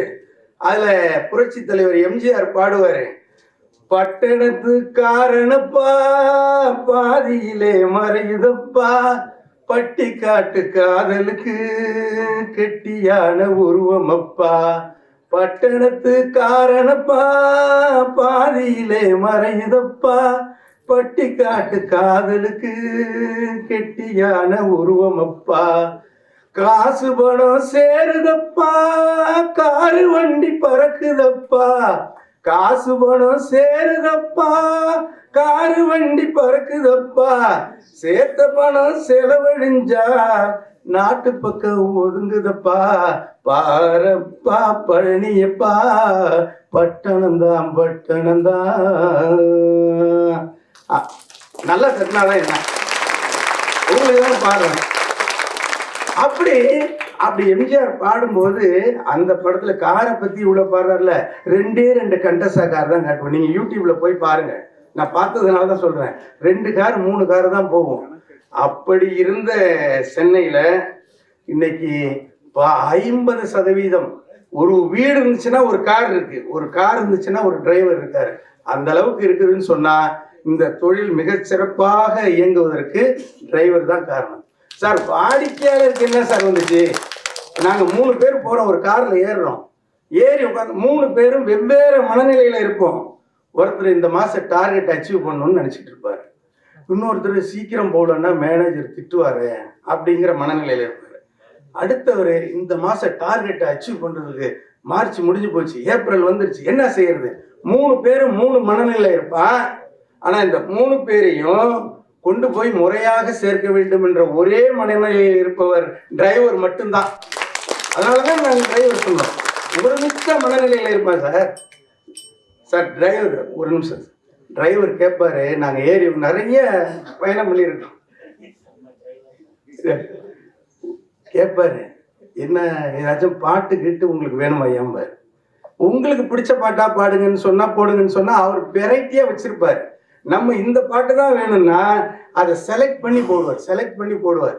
அது மட்டும் இல்ல நடுவர் அவர்களே, நிறைய சொல்லிக்கிட்டே போகலாம். நீங்க வேற மணி அடிச்சிட்டீங்க. டிரைவர் தொழில் எப்ப தெரியுமா சிறக்குது? நான் நேர்மையாளன் என்று சொல்லும் போதுதான் டிரைவர் தொழில் சிறக்குது. உங்களுக்கு தெரியுங்களா? நடிகர் விக்ரம் தெரியுங்களா உங்களுக்கு? விக்ரம் என்ன சொன்னாரு? நான் போலீஸ் இல்ல பொறுக்கின்னு ஒரு வசனம் வச்சு பேசினார்ல, அந்த விக்ரம். எவ்வளவோ நல்ல நல்ல வசனங்கள் இருக்கு, அதெல்லாம் விட்டுட்டு இந்த வசனத்தை கொடுத்து அவர் பெரிய ஆளர். அந்த விக்ரமுடைய மகள் நிச்சயதார்த்தம் நடக்குதுயா, இந்த செய்தியை தெரிஞ்சுக்கங்க. அக்ஷிதான்னு பேரு, அந்த பொண்ணுக்கு நிச்சயதார்த்தம் நடக்குது. ஒரு டாக்ஸியில போறாங்க, உங்களை மாதிரி அநேகமா உங்க நிறுவனத்தை சேர்ந்த டாக்ஸியா கூட இருக்கலாம். எல்லாரும் கார்ல, ஏன்னா ஒரு 30-40 கார் போகும்போது அந்த டாக்ஸியில போறாங்க. அந்த மணமகள் விக்ரமுடைய மணமகள் அக்ஷிதாவுடைய வைர மோதிரம் காருக்குள்ளார விழுந்துருது. யாருக்கும் தெரியாது. அவர் என்ன பண்ண, டாக்ஸி இறக்கி விடுறாரு, போய் நிச்சயதார்த்தம் எல்லாம் முடியுது, எல்லாம் முடிஞ்சது. அவர் வீட்டுக்கு போயிட்டு காரை கிளீன் பண்றாரு. அந்த வைர மோதிரம் இருக்கு, ரிங் இருக்கு. உடனே என்ன தெரியுமா செஞ்சார்? இது யாருது என்னன்னா அவர் யோசிக்கவே இல்லை. நிச்சயமா இந்த திருமண கோஷ்டி நம்ம வண்டியில வந்துச்சு, அவங்களாதான் இருக்குன்னு சொல்லிட்டு எந்த வீட்டுல போய் பிக்கப் பண்ணாரோ நேரா அந்த வீட்டுக்கு போறார். வீடே பரபரப்பா இருக்கு. ஏன்னா 12 லட்சம் ரூபாய் ஒர்த்து அந்த மோதிரம். எல்லாரும் தேடிட்டு இருக்காங்க. போய் இறங்கின உடனே, அம்மா நீங்க இந்த கார்ல வந்தீங்கல்ல, உங்க ரிங் தாங்க அப்படின்னு சொல்லி அந்த மோதிரத்தை கொடுத்தும் போது அந்த நடிகர் விக்ரம் அவருக்கு அப்படி கட்டி பிடிச்சு கொண்டாடினாருன்னு சொன்னா, இந்த டாக்ஸி தொழில் மேலே அவருக்கு ஒரு பெரிய மரியாதை வந்துருச்சு. அந்த அளவுக்கு மிகச்சிறப்பா 23 பவுன் நகை, 6 லட்சம் ரூபாய் பணத்தை விருதுநகர்ல ஒரு ஆள் வச்சுக்கிட்டு கல்யாண வீட்டுக்கு போயிடுறான் சார், பொண்ணோட அப்பா. மறு செகண்ட் அல்லோகலப்பட்டு போகுது அந்த குடும்பமே, ஐயோ பணத்தை எங்கே விட்டோம்னு. அடுத்த செகண்ட் இந்த டாக்ஸி டிரைவர் அமிர்தலிங்கங்கிறவர் போய் இந்தாங்க உங்க பை இங்க இருக்குன்னு சொல்லி கொடுத்தாருன்னு சொன்னா, அந்த நேர்மையால தான் இந்த தொழில் ஜெயிக்கிறது. அது போன்ற நேர்மையான இந்த ஓட்டுநர்களால் தான் இந்த டாக்ஸி தொழில் சிறப்பாக விளங்குகிறது. வாய்ப்புக்கு நன்றி. எனக்கு ஒன்றும் மணி அடிச்சு உங்களை உட்காந்து வைக்கணும்னு விருப்பம் இல்லை. நான் நேரத்துல முடிக்கலன்னா மணியால் அவங்க என்ன அடிப்பாங்க. அடுத்த நிகழ்ச்சி இருக்கு, அதனால தான் மணி அடிக்க வேண்டிய கட்டாயம் இருக்கு. வாங்க நீலகண்டன். வணங்குதலுக்கும் போற்றுதலுக்கும் உரிய நடுவர் பெருந்தகை அவர்களே, வாதிட வந்திருக்கிற வழக்கறிஞர்களே, என் எதிரே அமர்ந்திருக்கிற எங்கள் பட்டிமன்றத்தினுடைய வாடிக்கையாளர்களாக இருக்கிற பார்வையாளர்களே, நீங்க கை தட்டுனா எங்க வண்டி ஓடும், கை கட்டிட்டீங்கன்னா வண்டி நின்றும். எனவே நடுவர் அவர்களே, ஒரு கால் டாக்ஸி நிறுவனம் வளர்ச்சி அடைவதற்கு வாடிக்கையாளர்கள் தான் முக்கியம் என்பது என்னுடைய வாதம். இந்த உலகத்துல எத்தனை கார் இருந்தாலும் அந்த காரை ஓட்டுகிறது ஓட்டுநருடைய கைதான். சரிதானுங்களே?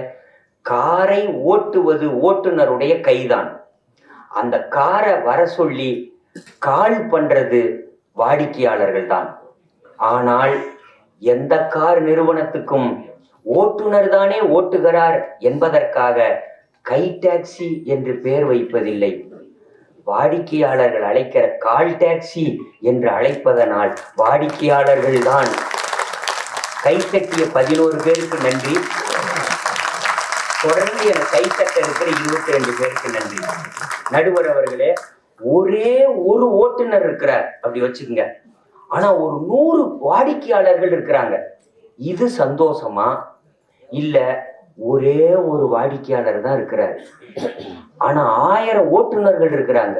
இது சந்தோஷமா? தொழில் நிறுவனரே கை தட்டுறாரு. எதுக்குன்னா, நீங்க வாடிக்கையாளர் நிறைய பேர் இருந்தாதான் சார் ஓட்டுநருக்கே சந்தோஷம். ஆமா, நீ ஒரு சவாரி போய்கிட்டு இருக்காரு, உடனே அவங்க வீட்டுல இருந்து போன் பண்றாங்க, காலையில இருந்து சவாரியே இல்லம்மா, உன்னை கட்டணத்துக்கு அப்படின்ற அந்த அம்மா கல்யாணத்தையே மறுபரிசீலனை பண்ணோம். ஆனா அதே வீட்டுக்காரங்க போன் பண்றாங்க, வை சவாரியில் இருக்குன்னா, இனிமேல் போனே பண்ணலங்க, ரொம்ப சந்தோஷங்க. 2 மணி நேரம் கழிச்சு அதே அம்மா போன் பண்ணுது, என்னங்க சவாரியில் இருக்கீங்களா? ஆமா வை ஏங்க தொடர்ந்து 3 நாளா இருக்கிறீங்களா?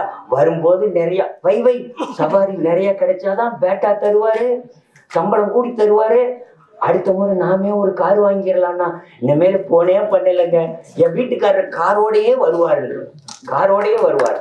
நீங்க தொடர்ந்து கைத்தட்ட தான் டைம் கொடுத்தேன். நடுவர் அவர்களே, இப்ப நான் சொல்றது என்னன்னா, ஒரு ஓட்டுநர் தனித்து ஓட்டுகிறவரா, அவர் ஒரு நிறுவனத்தை உருவாக்குகிறவராங்கிறதையே வாடிக்கையாளர் தான் முடிவு பண்றார். நீங்க வாடிக்கையாளர் நினைச்சிட்டாருன்னா ஒரு நிறுவனம் வச்சிருக்கிறவரையே தனித்த டிரைவரா கூட ஆக்கிட முடியும். அப்படி ஆக மாட்டாங்க. நம்ம நிறுவனம் நல்லா வளரணும் சார். ஏன்னா 24 மணி நேரம் 24x7 24 மணி நேரமும் கால் சென்டர் வைத்திருக்கிற ஒரே நிறுவனம் ஃபாஸ்ட்ராக் நிறுவனம் என்பது மகிழ்ச்சி. அது மட்டும் இல்ல, 25 வருஷமா வாடிக்கையாளர்கள் உள்ளத்துல ஒரு வெள்ளி முளைத்தது போல இருக்கிறதுனால தான் வெள்ளி விழா கொண்டாடுகிறீர்கள். எனவே இது ஃபாஸ்ட்ராக் நிறுவனம் மட்டுமல்ல, ஃபாஸ்ட்ராக் நிறுவனம் வாடிக்கையாளர்கள் மனதில் ஒரு பர்மனன்ட் டாக்ஸ் நிறுவனம். நடுவர் அவர்களே, நான் இப்படி சொல்றேன் சார். என்னன்னா, நான்லாம் கிராமத்துக்காரன். கிராமத்துல ஒரு பக்கத்து ஊருக்கு தேர் பார்க்க போறதுனாவே பெரிய விஷயம். 1 மாசமா நாங்க திட்டம் போட்டுக்கிட்டு இருப்போம் சார். தேர் பார்க்க கூட்டிகிட்டு போறோம் வாங்க. தேர் பார்க்க கூட்டிக்கிட்டு போறோன்னே 1 மாசம் சொல்ற வேலையெல்லாம் வீட்டுல கேட்போம் சார். என்ன வேலை அப்படிமோ, எல்லா வேலையும் வாங்கிப்பாங்க. தோட்ட வேலைக்கு போயிட்டு மத்தியானம் சாயந்தரம் தேர் பார்க்க கூட்டு போவாங்க. தேர் பார்க்க போற ஊரே 5 கிலோமீட்டருக்கு நடக்கடிச்சு கூட்டிட்டு போனா, அந்த காரு அப்படிமோ, எங்க தம்பி சொன்ன மாதிரி வாங்கிக்கலாண்டா அப்படிங்கும். எங்க அம்மா வாயிலிருந்து இப்படி ஒரு வார்த்தையை முறை அன்னைக்குதான் கேட்கறேன். அந்த காரு வாங்கிக்கலாம், இந்த காரு அது வாங்கிக்கலாம், எத்தனை காரை காட்டினாலும் வாங்கிக்கலாங்க. அம்பானி வாயிலிருந்து கூட அப்படி வந்திருக்காங்க. இந்த அம்பானி வாயிலிருந்து கூட இத்தனை காரு வாங்கிக்கலாங்க, எல்லா காரும் வாங்கிக்கலாங்க. ஏம்மா வாங்கி கொடுமான்னா, இப்பவே வாங்கிக்கிட்டா வைக்கிறதுக்கு இடம் இருக்காது, போகும்போது வாங்கிக்கலான்டாங்க. மொத்த தேர்க்கடையே இழுக்கடிச்சு டயர்டாக்கி தூங்குனதையும் தூக்கி தோல்ல போட்டு கொண்டாந்து படுக்க வச்சிருவாங்க சார். இன்னைக்கு வரைக்கும் காரே வாங்கினது. நடுவர் அவர்களே, ஒரு வாடிக்கையாளர் தன்னுடைய ஓட்டுநருடைய நிலைமையை கருத்தில் கொண்டு, அவர் வறுமையை நினைத்து, அவர் கஷ்டத்தை நினைத்து, வாடிக்கையாளர் ஒருவர் ஓட்டுநருக்கு ஒரு காரையே வாங்கி கொடுத்திருக்கார். எனவே என்னுடைய வாழ்க்கையின் வழிகாட்டி என்று ஓட்டுநரே அந்த வாடிக்கையாளர் பெயரை தான் கார்ல எழுதி போட்டு வச்சிருக்கிறாருன்னா அவருடைய வாழ்க்கையை, இப்ப ஓட்டுநரா வாடிக்கையாளர்னா தானே பேச வந்தீங்க. ஓட்டுநரே ஒத்துக்கிட்டாரு, என் வாழ்க்கைக்கு அவர் தான் வழிகாட்டி அப்படின்னு. இப்ப நம்ம வாழ்க்கைக்கெல்லாம் நடுவர் தான் வழிகாட்டி. நாங்க எங்க நிறுவனத்தினுடைய ஓட்டுநர் ஐயா தான். உங்க நிறுவனத்துல தொடர்ந்து எங்களெல்லாம் வாடிக்கையாளரா வச்சுக்கிடணும்னு ஐயா கிட்ட கேட்டுக்கிறோம். அப்படின்னா நிறைய நிகழ்ச்சி கூட்டிட்டு போங்க அப்படின்னும். சமீபத்தில் கூட ஐயா லண்டன் போறாரு, அங்கேயும் வாடிக்கையாளரா என்ன வச்சுப்பாருன்னு நான் வேண்டிக்கிறேன். நடுவர் அவர்களே, நீங்க வாடிக்கையாளர் முடிவு பண்ணிட்டாருன்னா, நான் ஓட்டுநர்களை மதிக்கிறேன். ஓட்டுநர்கள் எல்லாத்தையும் தாங்கிப்பாங்க சார். வாடிக்கையாளர் நினைச்சிட்டான்னா கொலை அறுத்துருவான் சார். கார்ல ஏறி உக்காந்ததையுமே சாப்பிட போறேன்பா அப்படின்னா, சாப்பாட்டு தட்டு எடுத்து வச்சுக்கிட்டு, தம்பி சாப்பிட்றேன், காரை மெல்ல ஓட்டுமா. சாப்பாட்டை சர்க்கஸ் நடத்துவான் சார். நீங்க சாப்பாட்டுலயே சர்க்கஸ் நடத்துவான். ரசம் ஊத்த போறேன்பா, ரசத்தை ஊத்துனா ரசம் ஆடாம இருக்கு, எப்படி சார் ஓட்ட முடியும்? ரசத்தை ஆடாம வச்சுப்பா, சாப்பிடுமா. ஓட்டுநர் அவர் வேலையை பார்ப்பாரு, ஆனா இவன் ஸ்பீடு பிரேக் வருதும்பா, அவர் குப்புன்றோம். ரைட் லெஃப்ட் அப்படிமா, வராம்பா. எவையா வரான் பாரு ஓட்டுநர். அவன் சொல்றான் ஏறி வராம்மா. எதுக்கு லாரி வருவான், ஏறி வரான். இப்படி சொல்றேன். ஓட்டுநர் ரோட்ல வண்டி ஓட்டுவாரு, வாடிக்கையாளர் வாயிலேயே வண்டி ஓட்டுவாரு. அவரை ஓட்ட விடமாட்டான் சார், ஓட்ட விடமாட்டான். அப்புறம் நான் தூங்குறேன்மா, சொல்லாமலே தூங்கியிருந்தா கூட பரவாயில்ல, நான் தூங்குறேங்கிற பேர்ல சாஞ்சிட்டு இந்த உலகத்துல ஜூல பார்க்காத வனவிலங்குகளை கூட மிமிக்கிரி பண்ணுவான் சார். கொரட்டை அடிச்சானா யானை வரும், சிறுத்தை வரும், புலி வரும். அப்பவும் டிரைவர் அவர் பாட்டு ஓட்டிட்டு இருப்பாரு, முடிச்சு எந்திரிச்சிட்டு நான் நல்லா தூங்குன்னா அப்படிமா. அவர் ஓட்ட பாப்பாரா, இவன் தூங்குனதை பாப்பாரா? இவன் நல்லா தூங்குனாங்கிறதையே டிரைவரை வச்சுதான் இவன் கேட்டு முடிச்சுட்டு இத்தனை கூத்தையும் பண்ணிட்டு கடைசி இறங்கல, பரவாயில்ல நல்லாதான் ஓட்டுறம்மா. இவன் இன்ன வரைக்கும் அவன் வாடிக்கையாளரா வரல, அவருக்கு நிறுவனத்துல வேலை கொடுத்தவரு கூட இப்படி இன்டர்வியூ எடுத்திருக்க மாட்டார். இவன் வழியிலேயே இன்டர்வியூ எடுத்திருக்கிறான் சார். இப்படி எல்லாம் வாடிக்கையாளர் அமைஞ்சிட்டா கதை முடிஞ்சது. ஒரு செய்தியோட முடிக்கிறேன். வாடிக்கையாளர் தான் நம் நிறுவனத்தின் நல்ல விளம்பரதாரர் அவருதான். ஏன்னு கேளுங்க, ஏன் நிறுவனர் நினைச்சா விளம்பரம் வைக்க முடியாதா? வச்சாங்க சார் தப்பா நினைக்காதீங்க. திருச்சியில ஒரு மிகப்பெரிய நகைக்கடை சார், நான் பேரு சொல்லல ஏன்னா யூடியூப்ல போட போறாங்க. மிகப்பெரிய நகைக்கடை. அந்த நகைக்கடையில செக்யூரிட்டி முன்னாடி இருக்காங்க, பின்னாடி இருக்காங்க. ஆனாலும் நகைக்கடையினுடைய சைடுல செவுத்த ஓட்ட போட்டே ஒருத்தன் ஆட்டை போட்டான். 100 பவுன் 150 பவுன் ஆட்டை போட்டான், புடிச்சிட்டாங்க. அப்புறம் அந்த நகைக்கடை ஓனர் கேட்டாரு, கோர்ட்ல எத்தனையோ கேள்வி கேட்டிருப்பாங்க, போலீஸ் எத்தனையோ கேள்வி கேட்டிருப்பாங்க, ஒரே கேள்வி ஒண்ணு கேட்கறேன்டா, எத்தனையோ கடை இருக்கீல, ஏண்டா என் கடையை ஓட்டை போட்டு ஆட்டையை போட்டன? அவன் சொன்னான், நீங்க தான். ஏண்டா என் கடைக்கு திருட சொல்லி நான் தான் சொன்னா? ஆமா நீங்க தான். அந்த டிஷர்ட்டை போட்டுக்கிட்டு வட்ட வடிவமான முகத்துல, சிரிச்ச முகத்துல எல்லா கடைக்கும் போங்க, கடைசியா நம்ம கடைக்கு வாங்க.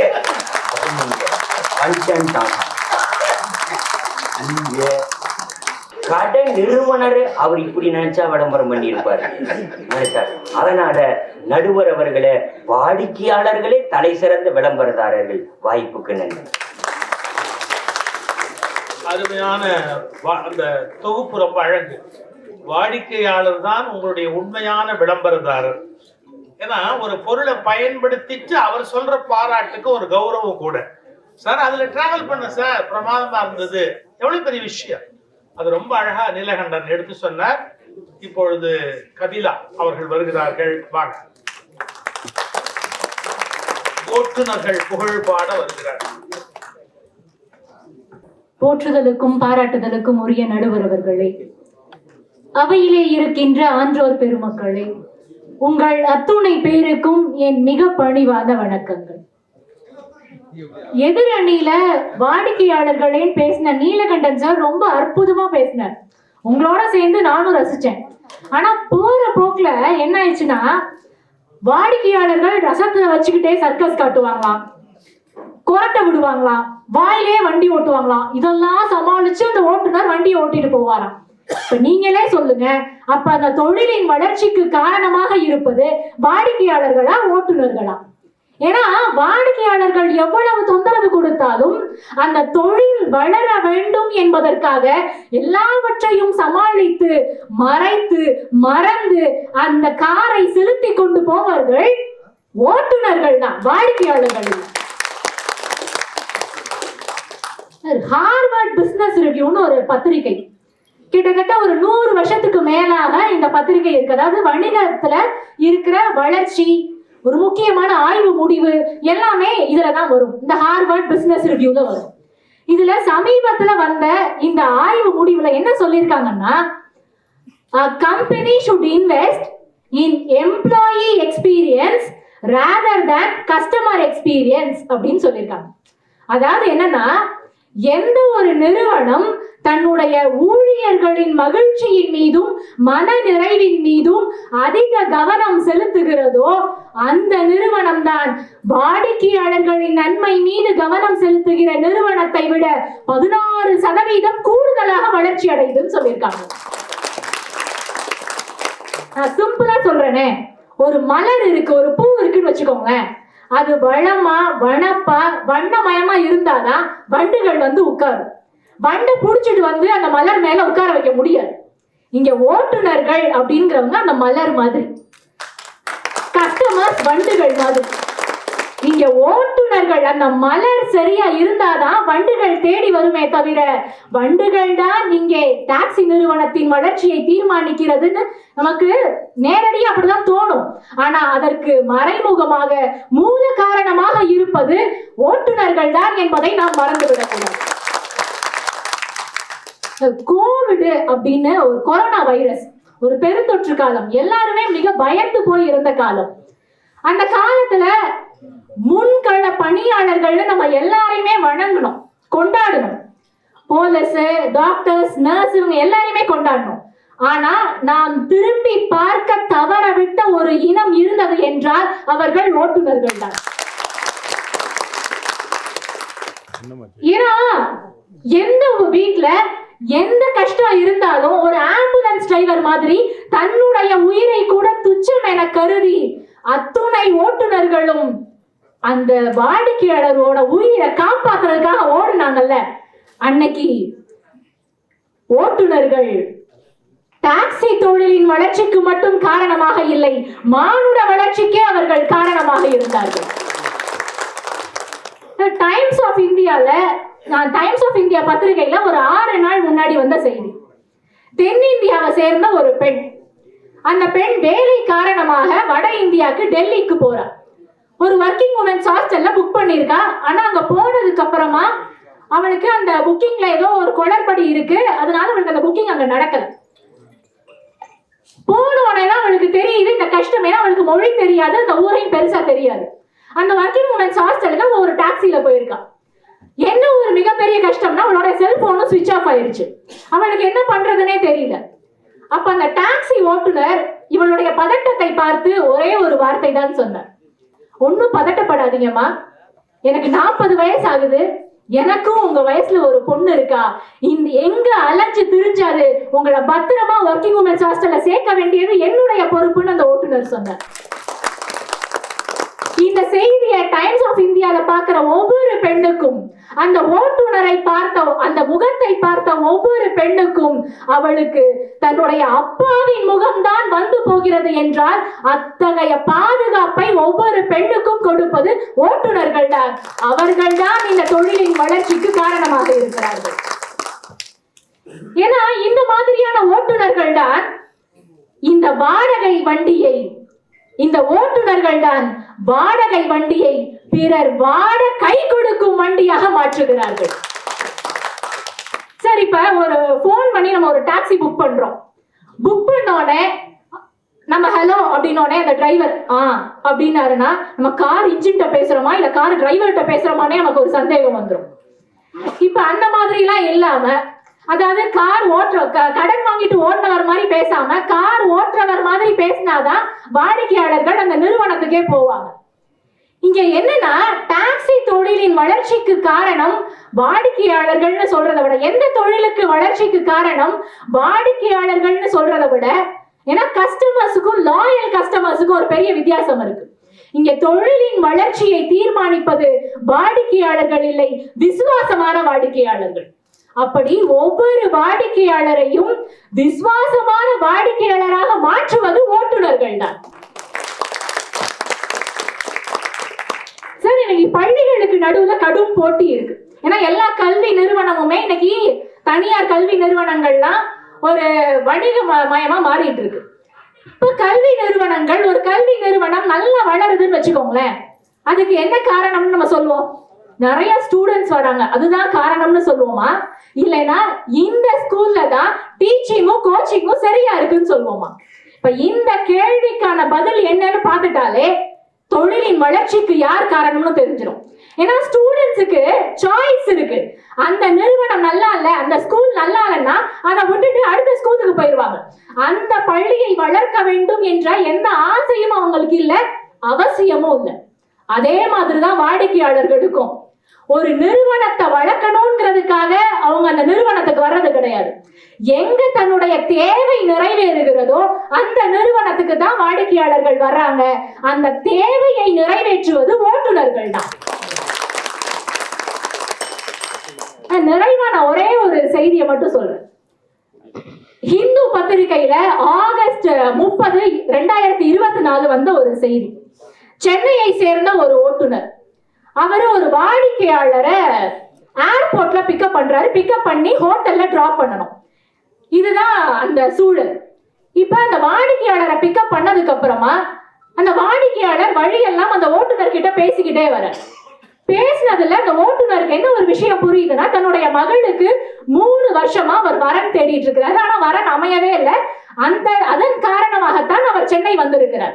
ஹைதராபாத்தை சேர்ந்த வாடிக்கையாளர் இதுக்காக தான் சென்னை வந்திருக்காருன்னு ஓட்டுநருக்கு புரியுது. பெருசா மொழி கூட அந்த ஓட்டுநருக்கு தெரியாது, ஆனா அதை புரிஞ்சுக்கிறாரு. புரிஞ்சுட்டு ஹோட்டலுக்கு போற வழியில ஒரு கோவில்ல நிப்பாட்டுறாரு.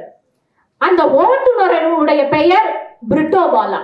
ஓட்டுநர் ஹிந்து கிடையாது, ஆனா வாடிக்கையாளர் ஹிந்து. அதனால இவர் வர்ற வழியில ஒரு கோவில்ல நிப்பாட்டி, சார் இந்த கோவிலுக்கு வந்தா உடனடியா வரன் அமைஞ்சிரும் நிறைய பேர் வந்து போனவங்க சொல்றாங்க, எனக்கு எந்த அளவு உண்மைன்னு தெரியாது, ஆனா நீங்க சாமி கும்பிட்டுட்டு ஹோட்டல் போங்கன்னு அந்த வாடிக்கையாளர் கேட்காமையே அந்த கோவில்ல ஓட்டுநர் நிப்பாட்டுறாரு. நிப்பாட்டினோடனே உள்ள போய் சாமி கும்பிட்டுட்டு வந்துடுறாரு. பயணம் முடிஞ்சு அந்த வேலைகள்லாம் முடிஞ்சு வாடிக்கையாளரும் திரும்ப அவர் ஊருக்கு போயிடுறாரு. 3 மாசம் கழிச்சு இந்த ஓட்டுநருக்கு ஒரு கால் வருது. அந்த வாடிக்கையாளர் ஹைதராபாத்ல இருந்து பேசுறார். அவர் சொன்னது, நான் 3 வருஷமா என் பொண்ணுக்கு வரன் தேடினேன், ஆனா எந்த நேரத்துல நீங்க அந்த கோயில நிப்பாட்டினீங்களோ இல்லையோ தெரியல, என்னுடைய பொண்ணுக்கு வரன் அமைஞ்சிருச்சு, மிக நிச்சயமாக என் பொண்ணோட கல்யாணத்துக்கு நீங்க வரணும்னு அந்த வாடிக்கையாளர் கேட்டுக்கிட்டார். அப்ப வாடிக்கையாளர்களே இங்கே ஓட்டுநர்களை தான் கொண்டாடுகிறார்கள். இங்கே வாடிக்கையாளருடைய வாழ்க்கையில நம்ம என்ன நடக்குதுன்னு நம்ம பாக்குறோம். ஆனா ஓட்டுநர்களுடைய வாழ்க்கை எப்படி இருக்கும் தெரியுமா? என்ன சாப்பிடுவாங்கன்னு தெரியாது, எங்க தூங்குவாங்கன்னு தெரியாது. சென்னையில இருந்து கும்பகோணம் வரைக்கும் போனோம், 2 மணி நேரம் தான் தூங்கி இருப்பாங்க. அதுவும் கார்லயே தூங்கி இருப்பாங்க. ஏசி கூட ஆன் பண்ண முடியாது. இந்த கண்ணாடியில லேசா நீமல் விட்டுட்டு கார்லயே தூங்கிட்டு மறுபடியும் திருச்சியில இருந்து ஒரு ட்ரிப்பு கன்னியாகுமரிக்கு அடிப்பாங்க. அப்ப ஒரு தாய் இருக்கல்ல, தன்னுடைய குழந்தைக்கு என்ன வேணும்னு பார்த்து பார்த்து சாப்பிடுறாள். அதே மாதிரிதான் ஒரு ஓட்டுநரும் தாய்மை உணர்வோடு இந்த பயணம் சரியாக இருக்க வேண்டும் என்பதற்காக பல இரவுகள் தன்னுடைய உணவை தியாகம் செய்து வெறும் டீ மட்டுமே குடித்து வாழ்ந்து கொண்டிருக்கிறார்கள் உண்மை. ஒரே ஒரு வரியை சொல்லி நான் முடித்துக் கொள்கிறேன். ஓட்டுநர்கள் குட் பாயாக இல்லை என்றால் வாடிக்கையாளர்கள் குட் பை சொல்லி விடுவார்கள் என்று சொல்லி நிறைவு செய்கிறேன். நன்றி, வணக்கம். ரொம்ப அழகாக அந்த செய்தியை முன்வைத்தார்கள். அந்த வாடிக்கையாளர்களுடைய குறிப்பறிந்து நடப்பது, அவர்கள் தேவையறிந்து நடப்பது போன்ற விஷயங்கள். ஒரே வார்த்தை சொல்றதா இருந்தா, ஒவ்வொரு ஓட்டுநருடைய பிஹேவியரும் தான் இந்த கம்பெனிக்கான விசிட்டிங் கார்டு. இந்த நிறுவனத்தை நாம மதிக்கணும் அப்படிங்கிறது எப்படின்னா, அவருடைய பிஹேவியர், அவருடைய அந்த தோற்ற பொலிவு, அவருடைய நடந்து கொள்ளுகிற முறை, பேசுகிற பேச்சு, வாடிக்கையாளருக்கு அவர் காட்டுகிற அந்த பொறுப்புணர்ச்சி, இதுதான் ஒரு நிறுவனத்தினுடைய வளர்ச்சிக்கு காரணம் அப்படிங்கிறத ஒரு பிசினஸ் ரிவ்யூ மேகசின்ல இருந்து ரொம்ப அழகா எடுத்து அவர்கள் நம் முன்பு கொடுத்தார்கள். இப்ப நிறைவாக இந்த அணியினுடைய சார்பிலே கோவையில இருந்து வந்திருக்கிறார்கள் சாந்தாமணி அவர்கள்.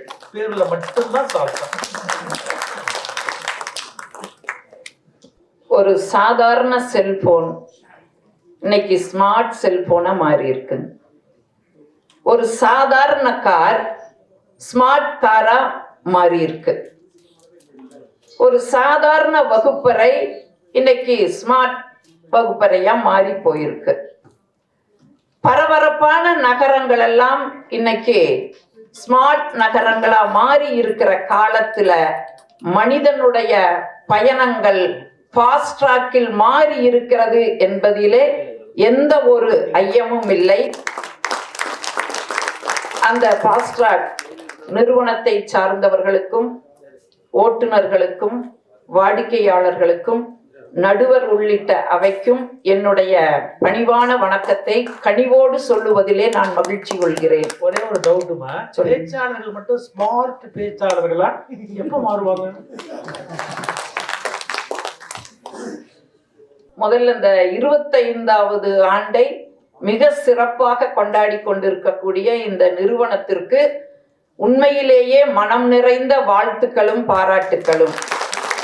ஏன்னா இன்னைக்கு நான் சொன்ன இந்த ஸ்மார்ட் உலகத்துல வீட்டுல 4 பேரை இணைக்கிறக்கே நம்ம போராட்டம் பண்ணிட்டு இருக்கிறோம். ஏன் ஒரு கல்யாணமாகி புதுசா ஒரு மருமக வந்தா மாமியா அந்த பொண்ணுகிட்ட சொல்லுச்சாமா, இந்த வீட்டுக்குன்னு சில பாரம்பரியம் இருக்குதுமா, இது ஒரு குட்டி அரசாங்கம், 4 ஜன்னல் கம்பிகளுக்கிடையே நடந்துட்டு இருக்கிற ஒரு குட்டி அரசாங்கம், இதுல உன் மாமனாரு முதலமைச்சருமா, அவர் இந்த பொதுப்பணியெல்லாம் பாத்துக்கிறாருமா, நான் துணை முதல்வர், நான் இந்த நிதி நிர்வாகம் ஜவுளித்துறையெல்லாம் நான் பாத்துக்கிறேன்மா, என் மகன் அதான் உன் புருஷ அவன் இந்த வருமானத்துறைய பாத்துக்கிறா, என் பொண்ணு அதுதான் உன் நாத்தனாரு அவ இந்த விளையாட்டு துறைய பாத்துக்கிறாமா, இந்த இதுல 2 துறை காலியா இருக்குது, 2ஐயும் உனக்கு கொடுக்கற, ஒண்ணு சுகாதாரத்துறையும் இன்னொன்னு உணவுத்துறையும் உனக்கு கொடுக்கற அப்படின்னு அந்த அம்மா சொல்லிச்சு. உடனே வந்த மருமக சொன்னா, அத்தை எனக்கு எதுக்குங்க அத்தை இத்தனை பெரிய பெரிய பதவி எல்லாம், எல்லா பொறுப்புகளையும் நீங்களே பாத்துக்குங்க அத்தை, நான் எதிர்கட்சி தலைவரா மட்டும் இருந்துக்கிறேன்னு சொன்னா. ஏன் இன்னைக்கு வாழ்க்கையில 4 பேரை இணைக்க முடியல, ஆனா 25 வருஷமா வாடிக்கையாளர்களையும் ஓட்டுநர்களையும் இணைத்து மிக சிறப்பாக இந்த ஃபாஸ்ட்ராக் நிறுவனத்தை நடத்தி கொண்டிருக்கிறீர்கள் என்று சொன்னால், ஒரு பாட்டு பழம்பாட்டு ஒண்ணு வருங்க, தயவு செய்து பாட மாட்டேன், பயந்துட வேண்டாம், சிவகுரு பாடின மாதிரி எல்லாம் நான் பாடிட மாட்டேன். ஏன்னா நான் கல்யாணமான புதுதில் என் வீட்டுக்காரரை பார்த்து சொன்னேன், நான் நல்லா பாடுவேன், என்ன அவருக்கு நான் நல்லா ஓடுவேன்னாரு. அதனால 35 வருஷமா நான் பத்திரமா என் வாழ்க்கையை பாதுகாத்துட்டு இருக்கிறேன். ஏன்னா வகுப்பறையிலையும் அப்படித்தான், தேவாரம் திருவாசம் எல்லாம் ஒரு காலத்துல பாடி பாடிதான் எடுத்தேன். என் மாணவன் என்ன கேட்பான் தெரியுமா, டீச்சர் உங்களை பாடையில வாக்கணும், டீச்சர் உங்களை பாடையில வாக்கணும். அதனால நான் பாட மாட்டேன். ஒரு பழம் பாட்டு இருக்கு, வண்டி உருண்டோட அச்சாணி தேவை, அதுபோல வாழ்க்கை ஓடவே 2 அன்புள்ளம் தேவைன்னு ஒரு பாட்டு வரும். அதாவது ஒரு வாழ்க்கை நல்லா ஓடணும் அப்படின்னா கணவன் மனைவி அன்பு உள்ளங்கள் இருந்தாதான் அந்த வாழ்க்கை நல்லா ஓடு. அது மாதிரி ஃபாஸ்ட்ராக் நல்லா ஓடணும் அப்படின்னா ஓட்டுநர்களும் தேவை, வாடிக்கையாளர்களும் தேவை. அதைய நாங்க வாடிக்கையாளர் அப்படின்னு பேசுறதுனால நாங்க ஓட்டுநர்கள் இல்லை அப்படின்னு நாங்க சொல்ல வரலீங்க. ஆனா எதிரணியில சொல்லும் போது ஓட்டுநர்கள் அஸ்திவாரம் அப்படின்னு சொன்னாங்க. நாங்க அதை ஏத்துக்கிறோம், ஓட்டுநர்கள் அஸ்திவாரம் தான், இல்லைன்னு சொல்லல. ஆனா அந்த அஸ்திவாரம் அப்படியே நின்னுட்டா அழகா, அஸ்திவாரம் அப்படியே இருந்துட்டா அது அழகா இருக்குமா? அப்ப அந்த அஸ்திவாரத்துக்கு மேல ஒரு அழகான கட்டடம் எழுப்புனாதாங்க அந்த இதுக்கே அழகு. இப்போ வீடுன்னு நம்ம சொல்றோம், எப்ப அந்த வீட்டுக்கு வீடுன்னு பேர் வரும்? செங்கல், மணல், சிமெண்ட் இதெல்லாம் வச்சு கட்டுனா அதை வீடுன்னு சொல்றோம். ஆனா அப்ப வீடுன்னு பேர் வராது. எப்ப பேர் வரும் தெரியுங்களா? அந்த வீட்டுக்குள்ள என்ன மாதிரி ஒரு குடும்ப குத்து விளக்கு, ஒரு அகல் விளக்க கொண்டு வீட்டுக்குள்ள பத்த வச்சாதான் அந்த வீட்டுக்கு வீடுன்னு பேரு, இல்லைன்னா அதுக்கு வெறும் கட்டடம்னு பேரு. பத்த வைக்கிறதுல எல்லாம் உங்களை அடிச்சுக்க முடியாது. விளக்கு பத்த வைக்கிறத நடுவர் சொல்றாருங்க, அப்பதானே வெளிச்சம் பேரு. அது மாதிரி ஓட்டுநர்கள் அஸ்திவாரமாவே இருந்துட்டா அது சிறப்பு பெறாது. வாடிக்கையாளர்களாகிய நாங்க வந்தா தாங்க அந்த தொழிலுக்கே சிறப்பு வரும்.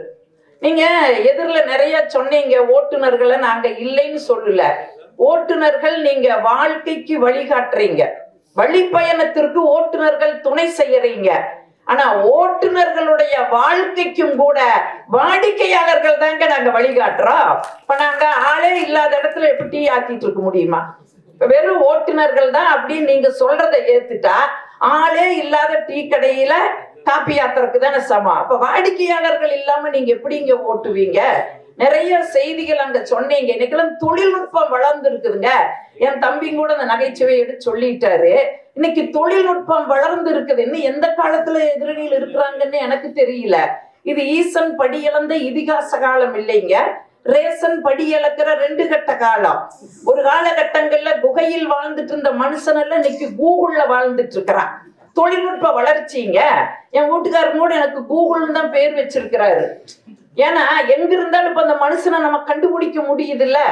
ஒரு காலகட்டங்கள்ல பாரதியும் கூட சொன்னா, காசிநகர் புலவர் பேசும் முறைதான் காஞ்சியில் கேட்பதற்கு கருவினா. இன்னைக்கு கேட்கறதுக்கு மட்டும் கருவி இல்லைங்க, ஆள் எங்க இருக்குதுன்னு கண்டுபிடிக்க முடியுது. ஏன் நான் இதை சொல்றேன்னா, இன்னைக்கு எனக்கு 2 பிள்ளைகள், அதை அவரை நம்பிதான் விட்டுட்டு வருவேன். சரி நல்லா பாத்துக்கிறாரா அப்படின்னு வந்த இடத்துல இருந்துட்டு ஒரு போன் பண்ணுவேன். உடனே சொல்லுமாம் பாரு, எங்க இங்க இருக்கிறீங்க, வீட்டுலதாமா இருக்கிற, எங்க நம்ம வீட்டு மிக்சிய போடுங்க போடுவாரு. அது டர்ன்னு ஓடு. ஓ நம்ம வீட்டுலதான் மனுஷன் இருக்கிற நம்பிக்குவேன். ஒரு நாள் மழை, நிகழ்ச்சி கேன்சல். நேரத்திலேயே வீட்டுக்கு போனா புள்ள மட்டும் இருக்கிற, அந்த மனுஷனை காணோம். புள்ள கிட்ட கேட்ட எங்க உங்க அப்பான்னு, அது சொல்லுச்சு, போமா நீ வாட்டுக்கு பேசுறன்னு பேக்க தூக்கி நீ ஒரு பக்கம் போ. நீ போன வரங்க அப்போ ஒரு கட்டப்பை எடுக்கிறாரு, அதுக்குள்ள மிக்சிய தூக்கி வைக்கிறாரு, அவர் எங்கேயோ ஒரு பக்கம் போறாரு. இன்னைக்கு போக முடியுங்களா? தொழில்நுட்பம் வளர்ந்துருக்குது, இன்னும் நீங்க அதுக்குள்ளேயே வரலைங்கிறத எங்களுடைய வாதம். ஏன்னா இன்னைக்கு வெளிநாடுகள் எல்லாம் ஓட்டுநர்கள் இல்லாமலேயே வாகனங்கள் ஓட்டக்கூடிய வசதிகள் வந்திருக்குதுங்க. இன்னைக்கு அமெரிக்கா போன்ற மிகப்பெரிய நாடுகள் எல்லாம் ஓட்டுநர் கிடையாது, இணையத்துல பதிவு செஞ்சாலே போது அதுவே தானா வந்து நிக்குது, அதுவே எல்லாம் வாடிக்கையாளரை ஏத்திட்டு போகுது. அப்ப எதிர்காலத்துல இப்போ வருத்தப்பட்டுறாதீங்க, ஓ அப்ப எங்களுக்கு வேட்டா அப்படின்னு நினைக்காதீங்க. இன்னும் எதிர்காலத்துல இந்த தொழில்நுட்ப வளர்ச்சிகள் வரலாம். அதனால நான் சொல்றேன், நீங்க நல்லா சிவகுருநாதன் சொல்லும் போதுமாகட்டும், கபிலா சொல்லும் போது மட்டும் நீங்க ஓட்டுநர்களை நல்லா சொன்னீங்க. நான் குறை சொல்லல, நான் அனுபவிச்சதை நான் சொல்லி நான் முடிச்சுக்கிறேங்க. ஏதா குரு தர்மனுக்கும் ஒரு போட்டி வச்சாங்களா துரியோதனனுக்கு. தர்மா நீ போய் ஒரு கெட்டவனையாவது பார்த்துட்டு வான்னு. அவனுக்கு கிடைக்கல ஒரு கெட்டவனும் கூட. துரியோதனா நீ ஒரு நல்லவனையாவது குடிச்சிட்டு வான்னு. அவன் கண்ணுக்கு ஒரு நல்லவன் கிடைக்கலன்னா அவங்க பார்வை அப்படி. நீங்க நல்ல ஓட்டுநர்களையே பாக்குறீங்க. சிவகுரு சொன்ன மாதிரி வைர மோதிரம் பதறி போனாங்க, கொண்டு வந்து கொடுத்தாரு. காணாம போன பணத்தை கொண்டு கொடுத்தாரு. அந்த ஓட்டுநர்களை எல்லாம் நாங்களும் மதிக்கிறோம். ஆனா நான் அனுபவிச்சிருக்கிறேங்க. இப்பெல்லாம் கார் வசதி இருந்தது. ஒரு காலகட்டங்கள் எல்லாம் நிகழ்ச்சிக்கு நைட்டும் பகலும் வந்துட்டு பஸ்ல தான் போவோம். நான் எப்பவுமே அந்த என்ஜின் கட்ட போய் உட்காந்துக்குவேன், பின்னாடி போக மாட்டேன். ஏன்னா நம்பிக்கை இல்லை. அதனால சீண்டுவான், ஏதோ ஒன்று பண்ணுவான், எதுக்கு வம்போன்னு போய் முன்னால உட்காந்துக்குவேன். நிறைய பயணங்கள்ல நான் சந்திச்சிருக்கிறேங்க. டிரைவர் தூங்கிட்டே வண்டி ஓட்டுவாரு. இதுல என்ன ஒரு கொடுமைங்களா, ஒரு தடவை நான் வந்து ஒட்டஞ்சத்திரம் நிகழ்ச்சிக்கு செம்பட்டி வந்துட்டு பஸ் ஏறி சின்ன பையன்தான் தூங்கிட்டே ஓட்டுறாரு. நான் சொன்னேன், தம்பி கொஞ்சம் நிறுத்துங்க, முகத்தை கழுவுங்க, ஒரு டீய குடியுங்க. ஏன்னா உங்களை நம்பி அத்தனை பேரும் தூங்கிட்டு இருக்கிறாங்க. நாங்க தூங்கி நீங்க ஓட்டுனீங்கன்னா நாங்க வீடு போய் சேருவோம். நீங்க தூங்கி நாங்க வந்தோம்னா காடுதான் தம்பி போய் சேருவோம். தயவு செய்து முகத்தை கழுவுங்கன்னு சொல்லி இந்த மாதிரி எல்லாம் நிறைய அனுபவிச்சிருக்கிறோம். இதெல்லாம் நாங்க வீட்டுல வந்து சொல்ல மாட்டோம். ஏன் தெரியுங்களா? அடுத்த செகண்ட் மேடைக்கு போக வேண்டான்ருவாங்க. ஏன் அவ்வளவு கஷ்டம் அனுபவிச்சுக்கிட்டு எதுக்கு போறீங்க, வேண்டாம் வாங்க. அதனாலதான் இன்னைக்கு மேடையில சொல்ற, இங்க இருக்கிற ஓட்டுநர்களை சொல்ல, இது மாதிரி எத்தனையோ சிக்கல்களை நான் பெண்ணா இருந்து நான் சந்திச்சிருக்கிறேன். ஒரு செய்தியை சொல்லி முடிச்சிடுறேங்க. நீங்க வாடிக்கையாளர்கள் இல்லாம ஓட்டுநர்கள் சிறப்படைய முடியாதுப்பா. இங்க சென்னையிலிருந்து பெங்களூருக்கு ஒரு பயணம், ஒரு வாடிக்கையாளர் அதுல பயணம் பண்ணாரு. என்னாச்சு தெரியுங்களா? திடீர்னு அந்த ஓட்டுநருக்கு நெஞ்சு வலி வந்துடுது. உடனே அவர் என்ன பண்ணாரு தெரியுங்களா? அந்த வாடிக்கையாளரை ஓட்டுநரா மாறி அவரை கொண்டு போய் மருத்துவமனையில் அட்மிட் பண்ணி அவரோட உயிரை காப்பாத்தினாருன்னு சொன்னா, அதையும் நீங்க கணக்குல வச்சுக்கணும். ஓட்டுநர்களும் தேவைதான், வாடிக்கையாளர்களும் தேவைதான், நாங்க இல்லைன்னு சொல்லல. ஆனா ஓட்டுநர்களாலேயே ஒரு தொழில் நிறுவனம் சிறப்படையும் என்றால் அது முடியாது. எதிர்காலம் எப்படிப்பட்ட மாற்றத்தை வேணாலும் சந்திக்கலாம். ஆனால் வாடிக்கையாளர்கள் இல்லாமல் ஒரு பொழுதும் ஒரு நிறுவனம் உயர்வடையாது என்பதை சொல்லி அனைவரையும் வணங்கி விடைபெறுகிறேன். நன்றி, வணக்கம். ஒரு பதிவு செய்ய வேண்டிய ஒரு அழுத்தமான கருத்தை அம்மா பதிவு பண்ணாங்க. அதாவது ஓட்டுநர்களுடைய அந்த போக்கு சரியா இருக்கணும். அதாவது தூங்கக்கூடாது, தண்ணி போட்டு ஓட்டக்கூடாது, ரொம்ப ஒரு மாதிரியான நல்ல குளிச்சு நீட்டா பர்சனாலிட்டியா தன்னை வச்சுக்கணும், சுகாதாரமா வச்சிருக்கணும். தேவையற்ற விஷயங்களை பேசவும் கூடாது, பின்னாடி இருக்கவங்க ஏதோ பேசிட்டு வருவாங்க அதில் இன்வால்வ் ஆகக்கூடாது. இதெல்லாம் ஓட்டுநர்களுக்குன்னு சில ரெகுலேஷன்ஸ் இருக்கு. அவங்களுடைய எல்லை என்ன, வாடிக்கையாளருடைய எல்லை என்ன அப்படிங்கிறது பாலிடிக்ஸ்ல பின்னாடி உட்காந்துருக்கவர் ஏதாவது ஒரு பாலிடிக்ஸ் பேசிட்டு வருவாரு. ஓட்டுநர் தான் எந்த கட்சி என்ன ஏது வெளிப்படுத்தக்கூடாது. வாடிக்கையாளருக்கு அது பேசுறதுக்கு நாடு அனுமதி கொடுக்குது. ஆனா ஓட்டுநர் தேவையில்லாம அங்க பேசி ஏங்க அந்த கட்சி அயோக்கிய கட்சின்னு ஆரம்பிக்க முடியாது இல்லையா? அந்த மாதிரி சில எல்லைகள் இருக்கு. அதையெல்லாம் அவங்க துணிவாக பதிவு பண்ணாங்க. ஓட்டுநர்களுக்கு என்ன எல்லை இருக்கிறது என்பதை அவர்கள் இந்த இடத்தில் பதிவு செய்திருக்கிறார்கள். இப்ப நிறைவாக நகைச்சுவை இமயம் நம்முடைய புலவர் ராமலிங்கம் அவர்கள். மாண்புமை நீதியரசர் அவர்களை வணங்கி மகிழ்ந்து அரங்கத்தில் வருகின்ற சிறப்பித்துக் கொண்டிருக்கக்கூடிய அனைவருக்கும் என்னுடைய அன்பு வணக்கத்தை தெரிவித்து ஓரிரு வார்த்தைகளோடு நிறைவு செய்கிறேன். அவ்வப்போது பயணிக்கக்கூடிய சில மனிதர்களை வாடிக்கையாளர்களாக மாற்றுகிறது எது என்றால் அந்த டாக்ஸியை இயக்குகிற ஓட்டுநர்களுடைய அணுகுமுறைதான் அவர்களை வாடிக்கையாளர்களாக மாற்றுகிற மகத்துவத்தை பெறுகிறது என்பதுதான் எங்களுடைய வாதம். இல்லைன்னா இந்த டாக்ஸிலே பயணம் பண்ணக்கூடாது அப்படின்ற ஒரு முடிவுக்கு வந்துருவாங்க.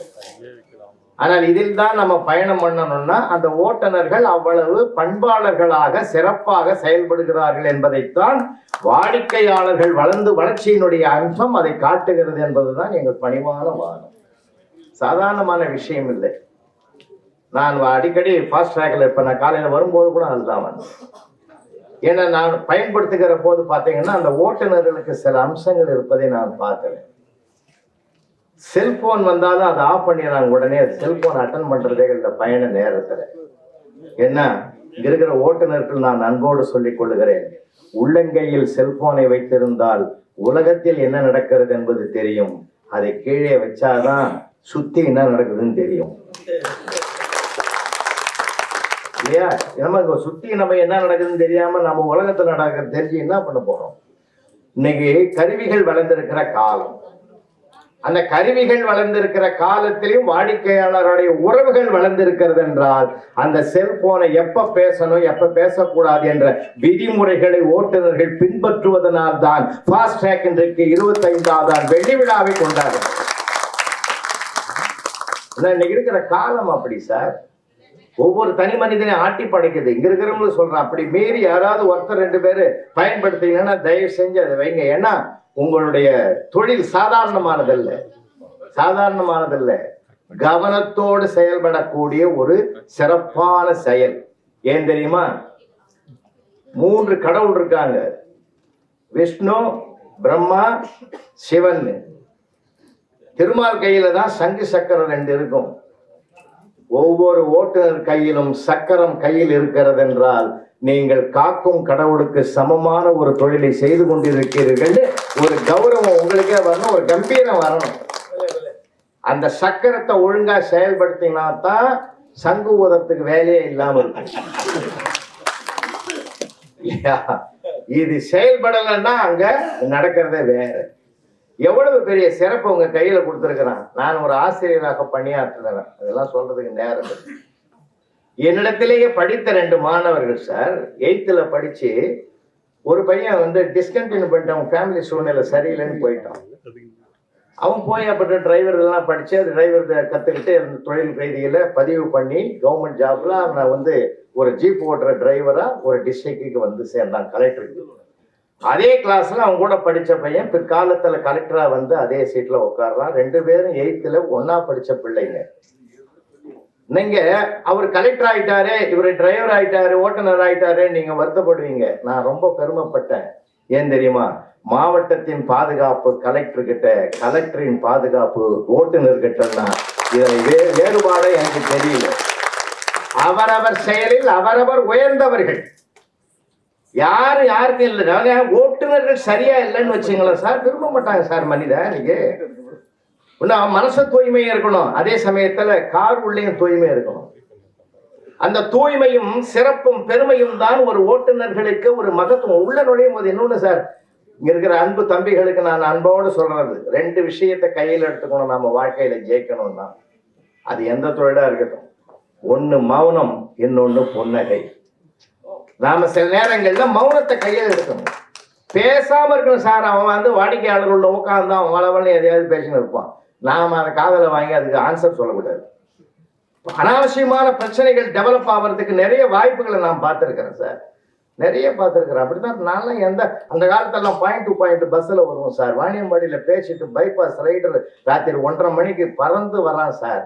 யாரோ ஒருத்தன் டிக்கெட் வாங்கல போது கண்டக்டர் செக் பண்ணிட்டு அவரால் கண்டுபிடிக்க முடியல. எல்லாரும் டிக்கெட் வாங்கியாச்சான்னு கேட்டார். அதில் ஒருத்தன் சொல்லலாம், பஸ்ஸு போகிற வேகத்தை பார்த்தா அப்படிதான் தெரியுதுங்க. ரெண்டாவதுங்க, சின்ன சின்ன விஷயங்கள் ஓட்டுநருக்கு எவ்வளவு பெரிய பொறுப்பு கையில் இருக்குது தெரியுங்களா? லேசான விஷயம் இல்லை சார். எல்லாரும் ஓட்டுநர் ஆயிட முடியுமா? யாருக்கு அந்த பொறுப்பும் சிறப்பும் சகிப்புத்தன்மையும் பொறுமையும் திறமையும் கவனமும், என கடின உழைப்பு வேற கவன உழைப்பு வேற, அந்த கவனமும் யாருக்கு அம்சமாக இருக்கிறதோ அவர்களால் தான் சிறந்த ஓட்டுநர்களாக தொடர்ந்து செயல்பட முடியும். இன்னும் சொல்ல போனால் ஒவ்வொரு ஓட்டுநருக்கும் 2 ஒய்ஃப் சார். ஒரு ஒய்ஃப் வீட்டுல இருக்குது, இன்னொரு ஒய்ஃப் வந்து செகண்ட் ஒய்ஃப் காரு. அந்த டாக்ஸி தான் அவருக்கு செகண்ட் ஒய்ஃப். அப்படி நல்ல நேசிச்சாதான் சார், அப்படி நேசிச்சாதான் அதை வாழ்க்கையில நம்ம நல்லபடியா சுவாசிக்க முடியும். சாதாரணமான விஷயம் நினைக்காதீங்க. அதனால வாழ்க்கையில ஒரு புனிதமான, எந்த தொழிலும் புனிதமானதுதான். நாங்களாம் சார் உண்மையில சொல்றேன், ஒரு டிரைவர் நான் அப்பாயின்மெண்ட் வந்து நான் கார் ஓட்டுறதுக்கு வந்ததுனால, நீ பான் பராக் போடுவியா, சிகரெட் பிடிப்பியா, பித்தளப்பாக்கு போடுவியா, எதுவுமே இல்லை சார் அப்படின்னா வா. ஏன்னா வாடிக்கையாளர்கள் இதையெல்லாம் சின்ன சின்ன விஷயங்கள் நீங்க ஒதுக்காதீங்க. சின்ன சின்ன விஷயங்கள் தான் மிகப்பெரிய வெற்றிக்கு காரணமாக இருக்கிறது என்பதை நாம வாழ்க்கையில பின்பற்றினோம்னா இன்னும் நல்லா இருக்கலாம் சார், இன்னும் சிறப்பா இருக்கலாம். சாதாரணமான விஷயம் இல்லை நான் சொல்றது. ஒன்னே ஒண்ணு சொல்ற, நான் நிறைவு செய்யறேன். சூழ்நிலை அப்படி இருக்கு, இந்த டிராபிக் இல்லாத இடமே கிடையாது. அதாவது இந்த சிக்னல்ல பாத்தீங்கன்னா ரொம்ப நீங்க முந்தி போகிறதுக்கு பெரும்பாலும் முயற்சி பண்ணக்கூடாது. ஏன்னா வாடிக்கையாளர் என்ன பண்ணுவான், சீக்கிரம் போன்னுவான். ஏன்னா அவன் டென்ஷன் அவனுக்கு. ஆனா நாம அந்த பரபரப்புக்கு இடம் கொடுக்காம நாம எப்படி இயல்பா நடக்கணுமோ நம் விதிமுறைப்படி நாம நடக்கிறது தான் சிறப்பு. பாத்தீங்கன்னா இந்த சிக்னல்ல கூட பாருங்க, இப்ப சிக்னல்ல பாத்தீங்கன்னாக்கா இந்த எல்லோ வரும். எல்லோ வந்த உடனே முன்னாடி நிக்கிறவெல்லாம் பாருங்க, ஸ்கூட்டர் ரைஸ் பண்ணிட்டே இருப்பான். நமக்கே காது வலிக்கும். டக்கு அந்த எல்லோ வந்த உடனே அடுத்தது கிரீன் வரப்போகுதுன்னு அவன் பாஞ்சிருவான். அவனை நம்பி 4 பேர் பின்னாடி போவான். பார்த்துருப்பீங்க, இந்த காட்சியெல்லாம் பார்த்துருப்பீங்க. அப்படிதான் ஒரு டிராபிக்ல ஒருத்தன் முன்னாடி போயிட்டான் சார். முன்னாடி போன உடனே அவனை நம்பி பின்னாடி போன 4 பேரையும் இந்த டிராபிக் இன்ஸ்பெக்டர் ஓரம் கட்டிட்டாரு. அதுல ஒருத்தன் கேட்டான், முன்னாடி போனாரா, அவரை விட்டுவிட்டீங்க, எங்களை ஏன் சார் பிடிச்சிங்கன்னா, அவரை எப்படிதான் நாங்க பிடிக்க முடியும், எங்க மார்க்கெட்டிங் எக்ஸிக்யூட்டிவே அவர் தான். டெய்லி ஒரு 4-5 வேலை இப்படித்தான் போவாரு. அவரை நம்பி பின்னாடி 4 பேரா போவான். அவரை பிடிச்சி நாங்க ஒரு 25-30 கேஸ பிடிப்போம். எங்கள் தொழிலே வாழ வைக்கிறவர் அவரு. அவரை போய் நாங்க எப்படி பிடிக்க முடியும்? ஏன்னா நீங்க உலகத்துல என்ன நடக்குது ஏது நடக்குது நமக்கு தெரியாது சார். யாருக்குள்ள என்ன இருக்கும்னு யாருக்கும் தெரியாது. அதனால்தான் நான் சொல்றேன், சில நேரங்களிலே மௌனம் சாதியுங்கள், சில நேரங்களிலே புன்னகை, லேசான புன்னகை. அடுத்தவங்க இடத்துல நம்ம வாலண்டரியாவும் நுழையக்கூடாது சார். நம்முடைய டிசிப்ளின். இன்னும் சொல்றேங்க, இந்த 25வது வெள்ளி விழா அடுத்த 50வது பொன் விழாவை நோக்கி பயணிக்க வேண்டும் என்றால் ஒவ்வொரு ஓட்டுநர்களும் அந்த பண்பில் இருந்து தவற மாறாமல் இருந்தால் தான் சிறிது படிப்படியாக உயர்ந்து கொண்டு வருவதற்கு வாய்ப்பு இருக்கிறது. ஒரு வாடிக்கையாளனுடைய மனசுல நிக்கணும்னா என்னுடைய செயல்பாடுகள் தான். ஏன் தெரியுமா உங்களுக்கு? ஒரே வார்த்தை சொல்றேன், என்னை பிடிக்க. நான் கிளாஸ்ல பாடம் நடத்தணும் 36 வருஷம். பாடம் எப்ப ஜெயிக்கும் தெரியுமா? என்னால ஜெயிக்கலைங்க. அதாவது என்னை பிடித்தால்தான் நான் நடத்துகிற பாடமும் பிடிக்கும் என்ற சூசகத்தை என்னுடைய சர்வீஸ்ல நான் கண்டுபிடிச்ச உண்மை சார் அது. அதனால ஒரு ஓட்டுநரை பிடித்தால்தான் வாடிக்கையாளர்களுக்கும் அதில் பயணிக்க வேண்டும் என்ற எண்ணம் உருவாகும் என்றால் வாடிக்கையாளர்களை வளர்த்ததே நம்முடைய ஓட்டுநர்கள் தான். இந்த வெள்ளி விழாவிற்குடைய அஸ்திவாரங்களே ஓட்டுநர்கள் தான். வரும் பொன் விழாவுக்கும் அவர்களே காரணம். நன்றி. ரொம்ப அழகா சாறு புழிஞ்ச மாதிரி ஐயா அது நமக்கு எடுத்து சொன்னார். ரொம்ப சிம்பிளா நாம சொல்லி தீர்ப்புக்கு வந்துருவோம். இந்த ஃபாஸ்ட் ட்ராக் அப்படிங்கிறது ஒரு பிராண்டட் கம்பெனி. நீங்க அனைவரும் ஒரு ஐடென்டிட்டி, ஒரு அடையாளத்துக்குள்ள அப்படியே அகப்படுகிறீர்கள். ஒரு அடையாளம். வாடிக்கையாளருக்கு அப்படின்னு ஏதாவது ஒரு ஐடென்டிட்டி சொல்ல முடியுமா? அவங்க வெவ்வேறு நிறுவனத்துல இருப்பாங்க, வெவ்வேறு குணத்துல இருப்பாங்க, வெவ்வேறு விதமான இயல்புல இருப்பாங்க, வெவ்வேறு விதமான அதிகார பதவி அல்லது ஒண்ணுமில்லாத ஒரு கோபம் எதுல வேணாலும் இருப்பாங்க. அதனால ஒழுங்குபடுத்தக்கூடிய துறை என்பது உங்கள் கையில் இருக்கிறது. ஒழுங்குபடுத்தப்பட முடியாத துறை என்பது வாடிக்கையாளராக இருக்கிறது. அதை யாரும் சரி பண்ணவே முடியாது. யார் வாடிக்கையாளராக வருவா அப்படின்னு யாருக்கு தெரியும்? சில பேர் ஏறி உட்காந்து அங்க போ இங்க போ இங்க போ, கையில காசே இருக்காது. அவன் போய் டாக்ஸில ஏறி உட்காந்து எங்க வேணாலும் போய் சொல்லுவான், எங்கேயோ ஒரு இடத்துல காணாம போயிடுவான் அவன் பாட்டுக்கு. கொஞ்சம் யோசிச்சு பாருங்க. அதனால யாரை சரி செய்ய முடியுமோ அவர்கள் தான் பொறுப்பாக ஆக்க முடியும். நீங்க ஒரே யூனிட், உங்களை நீங்க சரி பண்ணிக்கிட்டீங்க அப்படின்னு சொன்னா உங்களுடைய வெற்றியை நோக்கி நீங்க பயணப்பட்டுடலாம். ஆனா வாடிக்கையாளரை யாரும் சரி பண்ண முடியாது. உலகத்தை யாராவது திருத்த முடியுமா? இந்த ஒரு பகுதியை நம்ம புரிஞ்சுக்கணும். ஒண்ணுல சார், ஒரு பழைய சினிமா பாட்டு, சுகுருநாதன் பாட மாட்டேன், கவலைப்படாதீங்க. பறவைகள் பலவிதம், ஒவ்வொன்றும் ஒரு விதம். சாதாரண வரி. ஒரு வாடிக்கையாளர் மாதிரி இன்னொரு வாடிக்கையாளர் இருப்பாங்க. பறவைகள் பலவிதம், ஒவ்வொன்றும் ஒரு விதம். ஒரு 20-25 வருஷத்துக்கு முன்னாடி நான் வீட்டுல என்னமோ எழுதிக்கிட்டு இருக்கிறேன். என் மனைவி வந்து ஒரு கேள்வி கேட்டாங்க. ஏங்க ராத்திரி என்ன டிஃபன் பண்ணணும்னு கேட்டாங்க. அதுக்காக எப்பவுமே என்ன கேட்டு செய்வாங்களா நம்பிடாதீங்க. அன்னைக்கு எதுவும் கேட்டாங்க வச்சுங்களேன். நான் அப்படி யோசிச்சுட்டு ராத்திரி 2 சப்பாத்தி போடு எனக்கு அப்படின்னு நான் சொன்னேன். 2 சப்பாத்தி அப்படின்னு சொல்லி முடிச்ச உடனே எங்க அம்மா பக்கத்துல உட்கார்ந்து இருந்தாங்க. அவங்க சொன்னாங்க, அம்மா சப்பாத்தி எனக்கு வேணாம்மா, பல்லே இல்லை, என்னால சாப்பிட முடியாதுமா. நீ என்ன பண்ற, எனக்கு ஏதாவது தோசை தோசை தோசை கொடுத்துருமா, தோசை கொடுத்துரு அப்படின்னு. என் பொண்ணு பக்கத்துல இருந்து ஒரு வார்த்தை சொன்னா, இந்த கிழங்கட்டைங்க சாப்பிடறதெல்லாம் எனக்கு வேணாம். இல்ல எது கிழம் எது கட்டைங்கிறத நீங்களே முடிவு பண்ணிக்கோங்க. இந்த கிழங்கட்டைங்கள்லாம் சாப்பிடறதெல்லாம் எனக்கு ஒண்ணு வேணாம். அவளுக்குன்னு ஒரு யோசனை சொல்றா. எனக்கு வேற ஒரு ஐட்டம் சொல்லி அடப்பண்டா அப்படிங்கிறா. ஒருத்தர் சப்பாத்தி, ஒருத்தர் வந்து இட்லி. அவ ஆப்பம் கேட்டா. ஃப்ரிட்ஜில் ஆப்பமாவு இருக்குது இல்லம்மா அப்படின்னா. இருக்குது அப்படின்னாங்க. ஆப்பம் போடு அப்படி. என் ஒய்ஃப் ஒரே ஒரு வார்த்தை சொல்லிட்டு அந்த இடத்த விட்டு போனா. ஒன்னு ஒரு டைப். இது சாப்பாட்டை சொல்றாளா எங்களை சொல்றாளா தெரியல. புரிஞ்சு போச்சு. அப்புறம் சாப்பிட உட்கார்ந்த பாருங்க. சாப்பிட உட்காரும் போதும் இரு அப்படின்ட்டு ஆப்பம் பொண்ணுக்கு வச்சா, சப்பாத்தி எனக்கு வச்சா, வச்சுட்டு எங்க அம்மாவுக்கு தோசையை வச்சுட்டு ஒன்னொன்னு ஒரு டைப்பு அப்படி. முதல் தடவை மன்னிக்கலாம், 2வது தடவை எப்படி, ஏய் நீ யார சொல்ற, எங்களை சொல்றியா சாப்பாடை சொல்றியா? 2 சேர்த்துதான் சொல்றேன். என்ன சொல்ற? அவ ஒரு வார்த்தை சொன்னாங்க பாருங்க, என்னால மறக்கவே முடியாது. ஆப்பம் மானஸ்தன், ஒரே சொல்லுல வெந்துடும், அதை புரட்டி போட வேண்டிய அவசியமே இல்லை. ஆனா தோசை இருக்கு பாருங்க, ஒரு புரட்டினாதான் சரியா வரும் தான் எங்க அம்மா. தோசைய திருப்பி போடணும் இல்ல, ஒன்று புரட்டினாதான் சரியா வரும் தான். அடுத்து என்ன பார்த்து சொல்றா, சப்பாத்தி இல்ல புரட்டி போட்டா மட்டும்தான் சப்பாத்தி சரியா வரும். ஒரு செகண்ட் எப்படி யோசிச்சுட்டேன், எவ்வளவு பிரில்லியண்டா லைஃப் புரிய வச்சுட்டேன். எனக்கு நான் வருத்தப்படவே இல்லை. என்ன ஒரு அறிவாளி மனைவி அறிவாளியா இல்லாம எப்படி இருப்பா. மேடிக்கு ஒரு பாயிண்ட் கொடுத்தோமா, ரொம்ப தேங்க்ஸ். இந்த மனிதர்கள் வந்து ஒரே மாதிரி இருக்க மாட்டாங்க. இப்போ உங்க வண்டியில ஏறுறவங்க சில பேர் பேச்சு பிடிச்சவங்களா இருப்பாங்க, சில பேர் பேசவே மாட்டாங்க, சில பேர் கோபக்காரங்களா இருப்பாங்க, சில பேர் ஸ்பீடா போகணும் அப்படிம்பாங்க, சில பேருக்கு மெதுவா போனா பரவாயில்லை அப்படின்னு தோணும், சில பேருக்கு எப்படின்னா ஏசி கூட வைக்கணும், சில பேருக்கு குறைய வைக்கணும். யாராவது ஒரே மாதிரி இருப்பாங்களா? எல்லாரும் ஒரே ஸ்டாண்டர்ட்ல இருப்பாங்களா? இருக்க முடியாது. ஒரு கம்பெனியின் ஓட்டுநர்கள் ஒரே ஸ்டாண்டர்ட்ல தங்களை காட்ட முடியும், வாடிக்கையாளர்களை ஒரே ஸ்டாண்டர்ட்ல நீங்க நிறுத்த முடியாது. அவர்கள் வேறுபட்டவர்கள், மாறுபட்டவர்கள், மாறுவதற்கு உரிமை உடையவர்கள். அந்த இடத்தை நம்ம புரிஞ்சுக்கணும். வாடிக்கையாளர்கள் விதவிதமான குணத்தோட இருப்பாங்க. சார் ஒரு ஏர்போர்ட்டுக்கு ஒரு வாடகை போகுது சார், சில பேர் திட்டிக்கிட்டே வருவோம் பாத்தீங்களா வாடிக்கையாளர். எனக்குன்னு வந்து வாய்க்குது பார், போடுறான் பார், சிக்னல் போடுறான் பார்.